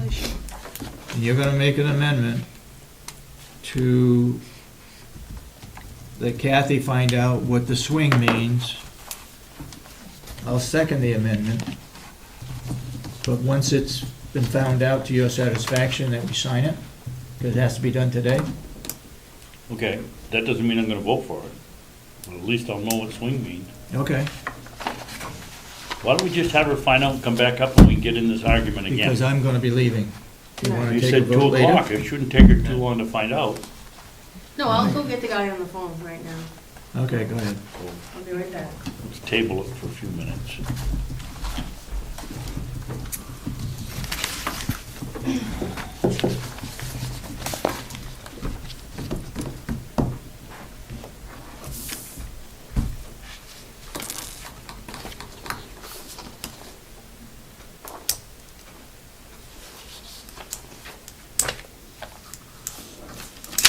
I guess, to follow up this morning with this interlocal trust, we didn't make a decision. Do we want to make a decision on it? Not this week. Not I'd this- like to talk to an insurance agent. Okay. And we don't, I don't think we have a lot of time because it's the sign up the enrollment. They have to start to sign up in May, the enrollment, because it is in June or not. Yeah, it's either the So- end of May or the first part So of we June. need to make a decision very soon, what we're going to do. Okay. Anybody got anything to report on that they've attended?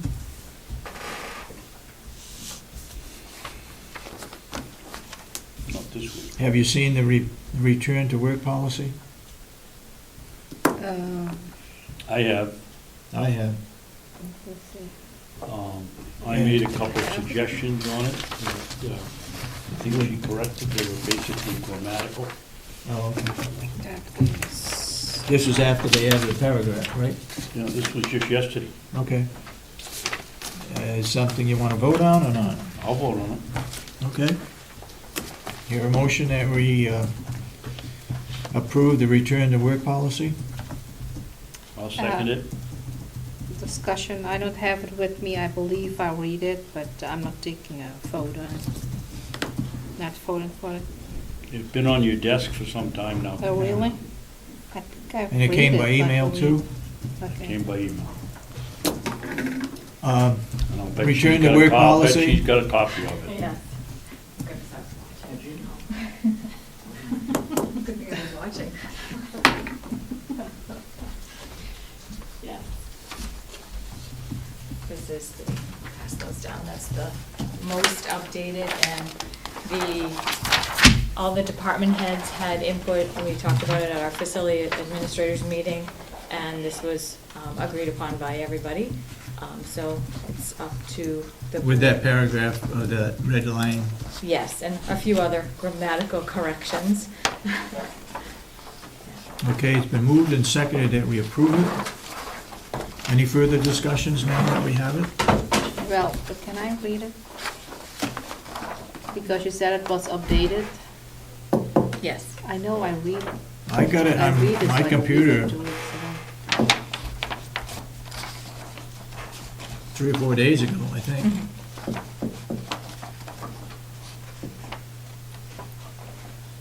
The only changes that have been made in 3 or 4 days were the couple of grammatical Yeah. changes. Okay. Do I call for the vote? All those in support of the return to work after illness, injury policy? Say aye. Aye. Aye. All those opposed, nay. I oppose. Okay, 2-1. Why are you voting against it, Commissioner? I have no comments. I need to look a little bit more into this. Commissioner, this has been around now for at least 5 days. If you come into this office once a week, you can't possibly do this job. It's been here, you've now this morning said, I don't know how many times you haven't seen it. No, Well, because, it's been on your desk. yeah. Okay, vote has been taken. Okay, but listen, there was been an issue passed. going on a few Yeah. weeks ago, and that's why I want to look into a little bit more. Yeah. Okay, so we checked that one off. Walking path progress? I called Wendy Script twice and was unable to reach her. She was in a conference somewhere. Okay. And, Discuss the farm truck purchase? Willie went down and took Mark down with him. They looked at the truck. It wasn't as pictured in Craigslist, so Really? they told him no. Okay. Train salesman visit? He'll be May here. 6th? He'll be here on May 6th. I believe it's 10 o'clock. He'll be meeting with, well, it's in the minutes. Bob Murray, myself. Yep. Are you gonna be attending that one? I'm not. Which one? Train salesman visit, May 6th. It's a Monday, right? 6th is a Tuesday. Tuesday? Tuesday. Let me see what I have, maybe. Yes, no? Let me see. The 6th. Discuss funding of insurance when employee changes insurance type. We have a problem when somebody Oh. goes from, Yeah, probably I will. You what? Yeah, I think I will. you will be here? Yeah, On the 6th, yeah, this is Tuesday, huh? Okay. At 10 o'clock. okay? The funding is regarding insurance. When somebody comes on, we don't have the money to pay for it out of that department? Yes, because if a person leaves and they're taking insurance and another person in another department works here and now picks up that insurance, we're stuck with a new person coming in might want insurance, and we have no way to, the new department has no way to fund the insurance. Okay. Discuss setting up Outlook as everybody's calendar? What's that mean? When that was discussing with me of having I assume the department heads use Outlook as their calendar here, so if somebody wants to find out if somebody can attend a meeting, they can go to their calendar and look and see if they're busy that day, instead of phone calls. Is that easy to She do? can- Very easy. Then is a consensus that we do it? How much pushback Yeah. are we gonna get when that? If the board says that it should be done, then they should do it. What do you mean, pushback? From where? Well, somebody might have their own calendar and not wanna go on, or want someone looking at their calendar and find out what they're doing. I don't have a problem with it, but. This is the county calendar, Yeah, right? but the calendar has all county business on it, so. What it is in Outlook, there is a calendar Yeah. that people are able to put their appointments on. Yep. And if the department heads and facility administrators were to put their calendar on there and to share their calendar, so for example, if Kathy Gary or Cheryl was on the shared calendar list, they could look and see, oh, I'm sorry, Lynette's not here today, she's at a meeting, or what have you. And that way, it gives that ability for better communication when people are here. Unfortunately, the jail is not on the same network which is the whole fiber optic issue. Mhm. But for the ones that are connected, Howie, Becky, myself, Kathy, Gary, those department heads, Dominic is on, Ann is on. Ann has a computer now in her office so that she's able to use Kronos appropriately. And if we were to share calendars, it would be a much better form of communication so that we can see those appointments.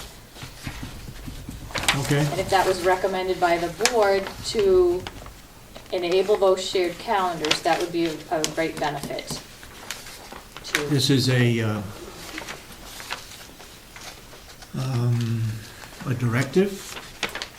Are we directing them that they have to do You are it? highly suggesting that for better communication, that the department heads would do that. Okay. Everybody agree with this? Yep. Ashley, you agree Yep. with it? Okay. I'm fine with it. And speaking of the Kronos, Ann does have her computer up and running with Kronos. Debbie's done several hours of training with them, and it seems to be going very well. And we're hopeful that when everything happens this week, that we will have very, very minimal hiccups. I'm hoping for an even better week than last week, or Okay. last pay period, I should say. Commissioner Kenney to report on train contract? There's Train Thank you. I'm a little bit confused. I thought I read in the minutes somewhere of last week that Commissioner Kenney wanted to look at the train contract, but what I meant to put down was I was signing the bills again this week, and one of the things we had agreed to do, that if you weren't gonna sign a check, we'd put down a tag and say, why? So you didn't sign the train contract, Commissioner, is there a reason? I mean, Oh, the yes, train bill? I saw it last week, and I asked, and I just talked briefly to Commissioner Charge, and I said, Commissioner Babson was going to work on, we're going to have a meeting, do I have to sign it or not? And he said, put it on Commissioner Babson's desk. I did say that. Okay. Why would you say that if it was work already performed? If it is I al- thought, if it I is thought there already was agreement performed. coming up with train to combine the new nursing home and the jail. We did that last year, and then one of the reasons that Okay. they're coming in on Tuesday is to tell us what's maintenance, what's repair, what's service, and so that there's no overlap. But Okay. that's why it wasn't signed. Thank you very much, Commissioner That's Kenney. mine. That That was my- explains it. That takes care of that. How about dropping down a wood splitting safety discussion? Yeah. I was out there the other day, and the citrus crew was splitting wood, and it's just an accident waiting to happen. We've already have one individual cut his finger for 8 or 9 stitches. What we really need to increase production and for everybody's safety is a small wood splitter, so that what happens is they get the big chunks that come off the machine, they go into the bucket from the bags, and then they try to fill the bag with small pieces, and they have to split that up, and there's axes going around everywhere, malls. I just want to make it aware that we should be either, I've offered to let them use mine to see if it works out better, see if it increases production, makes it safer. With a small wood splitter, and they're 16 inches long, one individual can hold the piece of wood and split it pull the lever with his other hand, and if he's not smart enough to not pull the lever while his hand's between the ram and the log, maybe he deserves to be over there, but we really ought to be aware that this is not a good situation. I would suggest that you check to see, we have a wood splitter, we had one years Check the ago. Wood splitter, okay. That runs off a tractor. So I would check to see what the problem is with that one, if that one can be used or can't be used. Well, I would also make another recommendation that maybe we give Will permission to rent one for a week and find out whether, or a day, to find out whether this is really gonna make it safer. And, they're not exactly Paul Bunyan's out there. They don't hit that log every single, split piece every single time, so that Yep. it goes flying off and they have to go pick it up and bring it back, and it's time consuming. And boy, have they done a good job. One crew last week put up 350 bags of firewood. Really?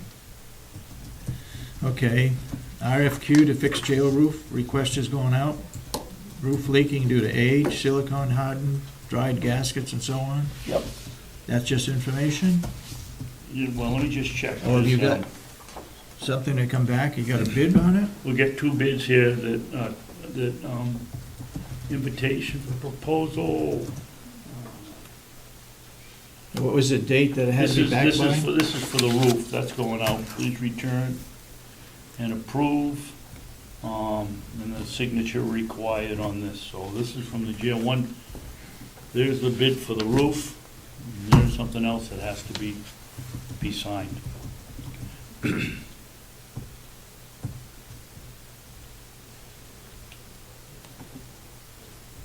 Oh, this is just a proposal that's gonna go out, right? That's the proposal, yeah. You looked at it? No. You have? Yep. You seen any problem with it? No, we've got dried up Okay. gaskets, we've got silicone that's hardened up. It's from age.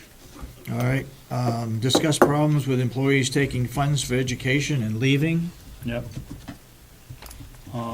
Sadly, I must report the individual that was the #1 graduate in the certification for correctional officers lasted almost 2 weeks before she announced she was leaving. She's going to, well, 2 reasons. It isn't as bad as it sounds. In her personal life, there's been some changes, and she's moving to down towards Concord, and she's going to be employed probably at Merrimack for $3 an hour more than she's making here. But Did we you just say take- she was top in the class? Yeah, they just did a big article about her. And if you're on the information that I've given you here, somewhere, it shows, maybe I thought I made a copy. Jason says that it costs us about approximately $8,000 to train one of these people, and we just got through training her. And That includes the $750. $750, fee. meals, gas, mileage, Time. 56 cents. Time to go. Time, paying her while she's there. So what is your suggestion? Well, mine has always been, and everybody keeps saying we can't do it, that we get some kind of commitment from these people that we send away to school, that they agree to either work here for a while or pay us back. Everybody says you can't do that. I don't see why not. Would you work with Jason and come up with a Well, I don't think it's just recommendation? Jason, it should be, I mean, it's happening at the nursing home. The LNAs go through training, they stay here, we send them to school, or, and they leave. It ought to be, we ought to have a countywide policy, I would think, that says, whatever, if we're gonna pay X amount of dollars to send you to school, we expect you to stay here at least more than 2 weeks. Well, I think in the nursing home, we do have a policy.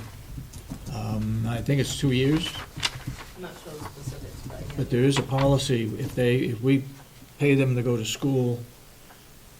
So if you want to look into that and work something out with Jason, I'll talk to Jason. Or they I pay it don't understand back. why people say you can't do it if we're doing it at the nursing home, but we're not doing it at the who says jail. we can't do it? Somebody, we were talking about this, I've been talking about this for 2 years, and was it Jason that said we couldn't do it by LOA? Somebody I don't did. know. I don't know. I'll check into it. Because that ought to stop. Okay.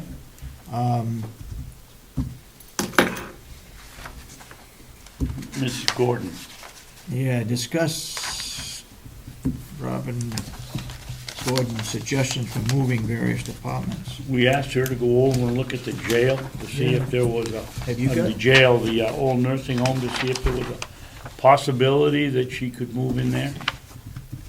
And she went over and did a tour and came back with the following suggestions.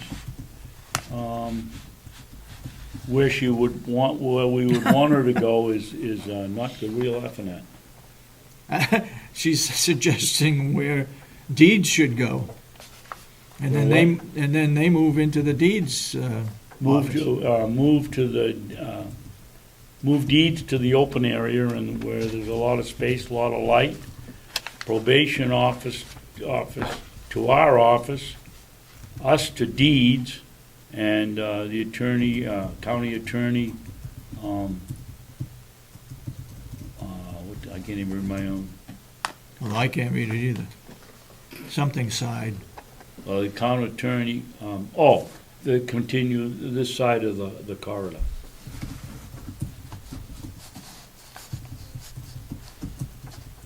What do you mean? What do you mean? This room, whatever's on the other side over here, That they take over this room? no, this side of the building. Okay. She's gonna give you some more details on that. We'll take it under, I didn't promise Consideration. her the truck would be here tomorrow. okay.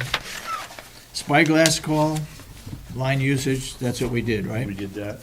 That's all the Okay. list. That's the whole checklist. So your list is taken care of. Yep. Now let's go to the electric, what'd you find out? Well, it's a good thing. Because when they look at a year of our histories for usage to see if they even want to deal with us. So the ones that 100% is in the next year, if we go, say, January to January, the next January that comes up, we can vary from down to 0 or 100%. So we can either have no usage or double the usage that we had. It's just a spread. So it's protecting us, basically, if we don't use what we say we do. Right, we're not gonna get punished. Okay, thank you very much. So, Are we ready to vote on it now? Yeah. All right. Again, I'll restate my motion, that we sign a 3-year contract with Constellation as our electrical source. Second. Seconded. Any further discussion? All those that support the motion, say aye. Aye. All those opposed, nay. Nay. Okay, 2-1. First time that's happened. No, the score's been the same, the personalities are different. I'm gonna Personality. go get the contract, because I need it signed today. Okay. Thank you, guys. All right, what else we got to bring up?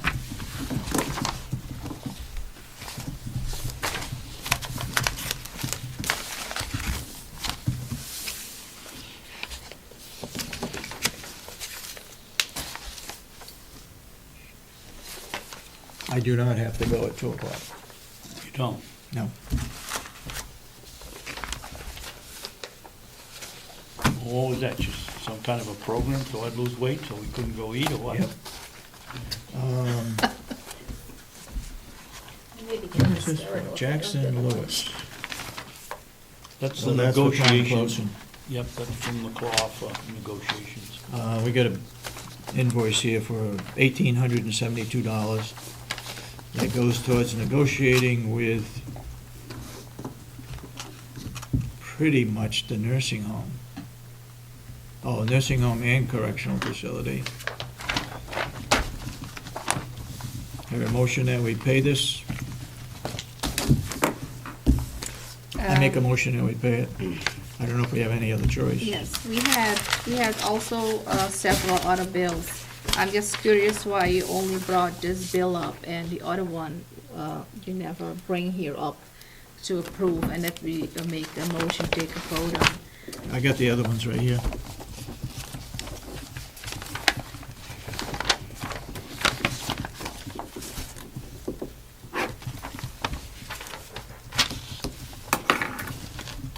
Do I hear a motion to pay that one?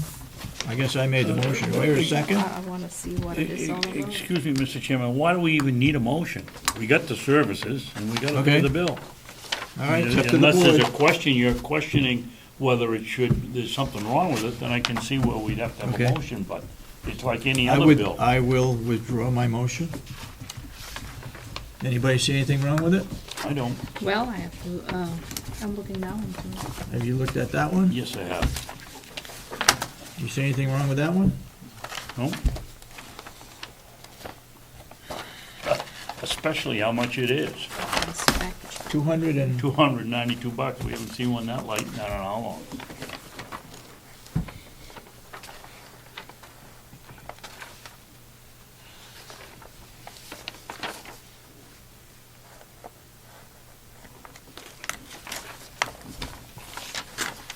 So, this is a- you have any problem with that one? This is a March.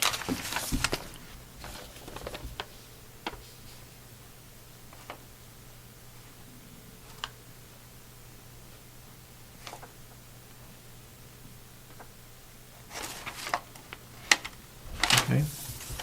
You have no problem with this one? Correct?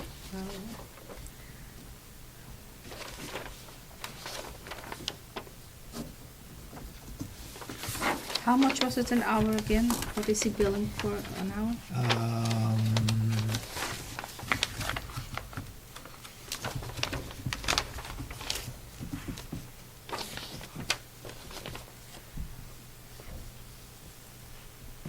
Well, take 10 hours and 10 hours point 4 and divide it into 1,872, and that will give you the cost per hour.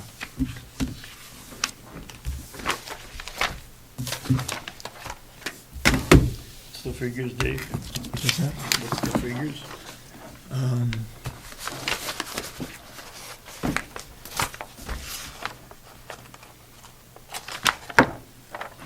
10.4 into 1872. 1872? Oh, come on. 1870.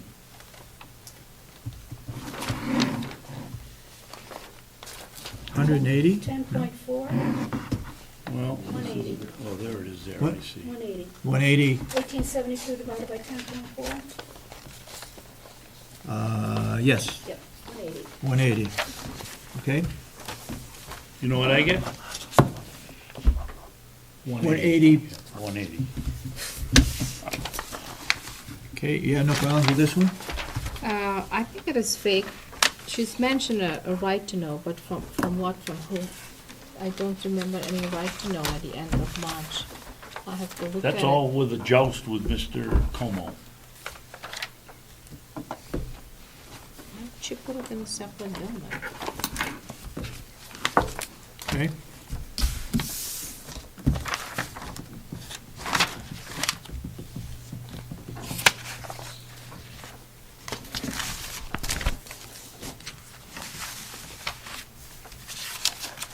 We got these to do, Dave. Yep. We missed lunch, didn't we? Yep. Shoot. 'Cause you're gonna be out of here too. All right, do you have any, did you look at the proposal for the roof? Yes. Well, no, I haven't. He just told me what was in it.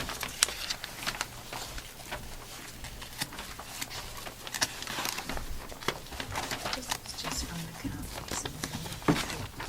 Counties are looking for folks to be on the, so if you can just make sure they know about that.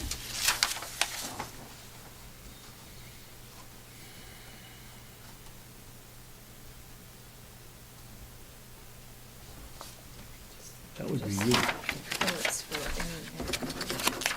Anybody? there's a commission that would like to be on that committee for the counties, but if you're able to go into non-public, if he doesn't have to leave, if we could for a few minutes. Oh, you're right. Okay.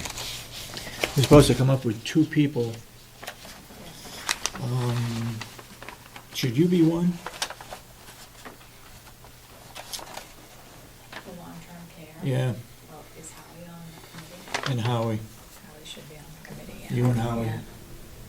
Why are you not putting Howie and Becky Mason? She's I'd rather have somebody different than 2 people coming from the same department. Yeah, but they're talking about what? Is it, they're talking about nursing, is it nursing home issues? No, it's, well, long-term care. Mhm. Long-term care. Yeah. Well, nursing home issues. Some counties have got a commissioner on it.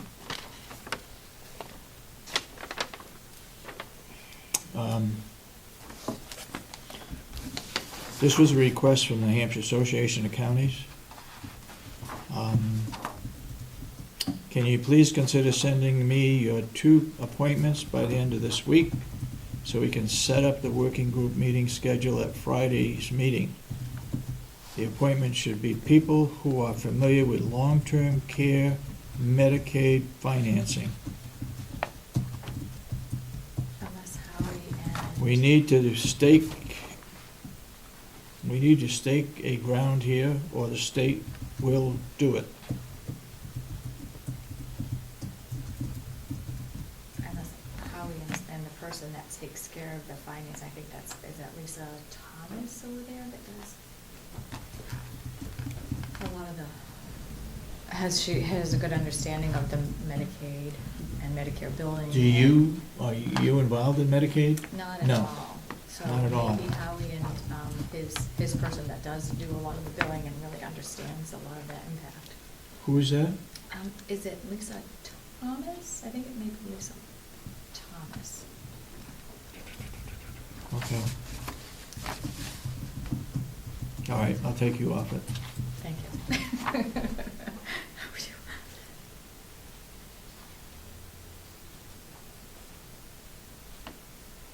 Primarily rate setting, eligibility, and case management.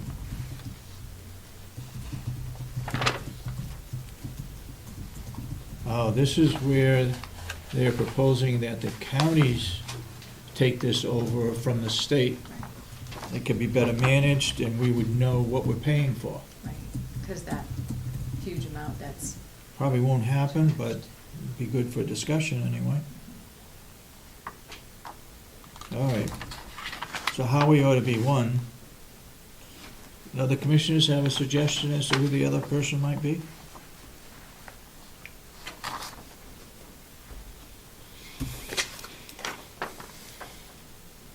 Dealing with Medicaid.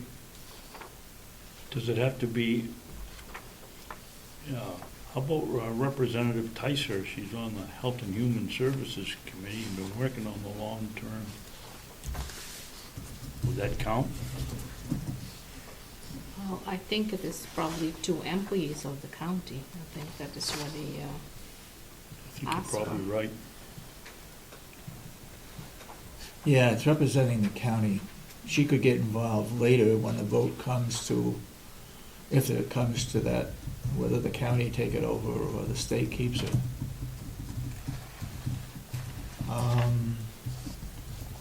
Medicaid. But I think if we asked Howie, the person that does a lot of the billing and has an understanding of what goes where for the billing and billing purposes.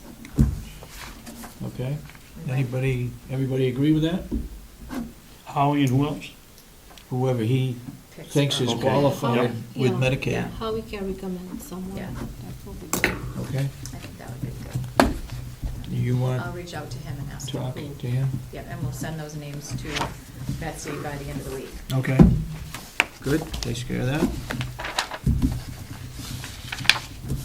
All right. We got that taken care of. Can we go, where do we want to go, eat, or what do you want to do now? Yes, let's go have a. We got non-public minutes that we could go back and review to see if they should be released or not? Yeah, let's go recess again, or.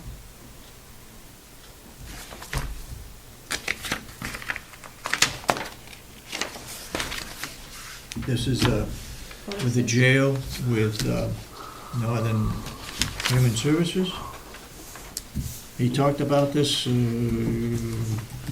week ago, a couple weeks ago. Yeah, Let's go get some chow while it still but- might be warm. But we're just signing it, don't we have to make a motion and a second? I mean, You want to make a motion? do we have to do a motion? Let's see what this is all about. That was Is last this- week's discussion, right? What's that? Do you Was have that it? last week's discussion? It's said here on the top, letter of agreement, mental I think health so. and substance abuse services. Jason talked about that last week. Is it last week? I know he talked about it, yep. So I make a motion. You make a motion, How Well, let's see if we much had a do you motion want? already. Commissioner Babson seconded. that we sign a contract with Northern, Anytime. what's it? Northern Human Services. Northern Human Services, Of mental dealing health with the jail. abuse. All those in support of the motion say aye. Aye. Aye. Okay, who made it and who seconded? I made the motion.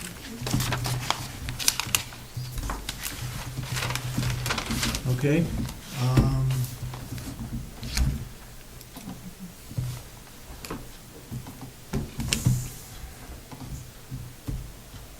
We can go over and see if we can get something to Let's eat, try, let's go see if we but can then we get gotta something come to back and start looking at eat. Gotta do some of these minutes, we don't have to do them all. non-public minutes to see if there are any that we can release.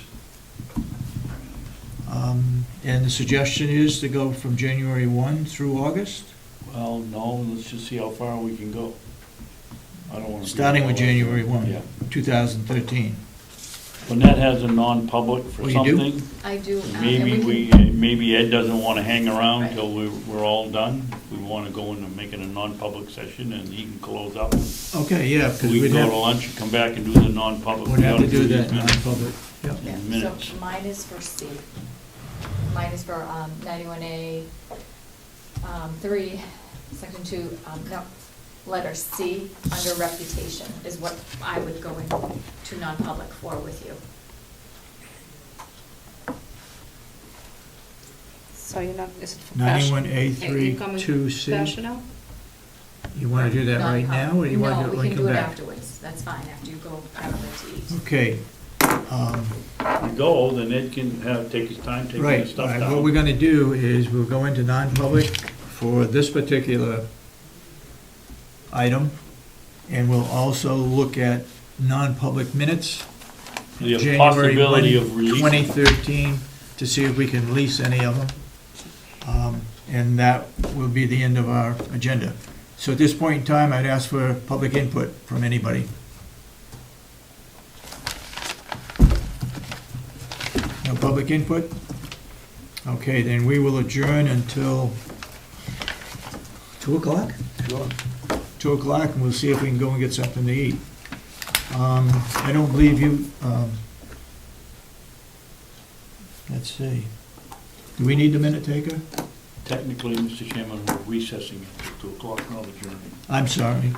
Gotta get it No. right these days. I'm sorry. We just going to review, you said, so we don't need the minute taken, and we're not going to do anything. Well, we may approve to release some. Or maybe going to Need release. votes, yeah. Well, we can write the motion. You can and write it we'll up? vote, Yeah, Okay, so we don't need you this afternoon. okay. Thank you very much. And we stand in recess until 2 o'clock, 2 o'clock? Oh, so we have a half which hour. means we will go back into non-public at that time. We'll do the minutes.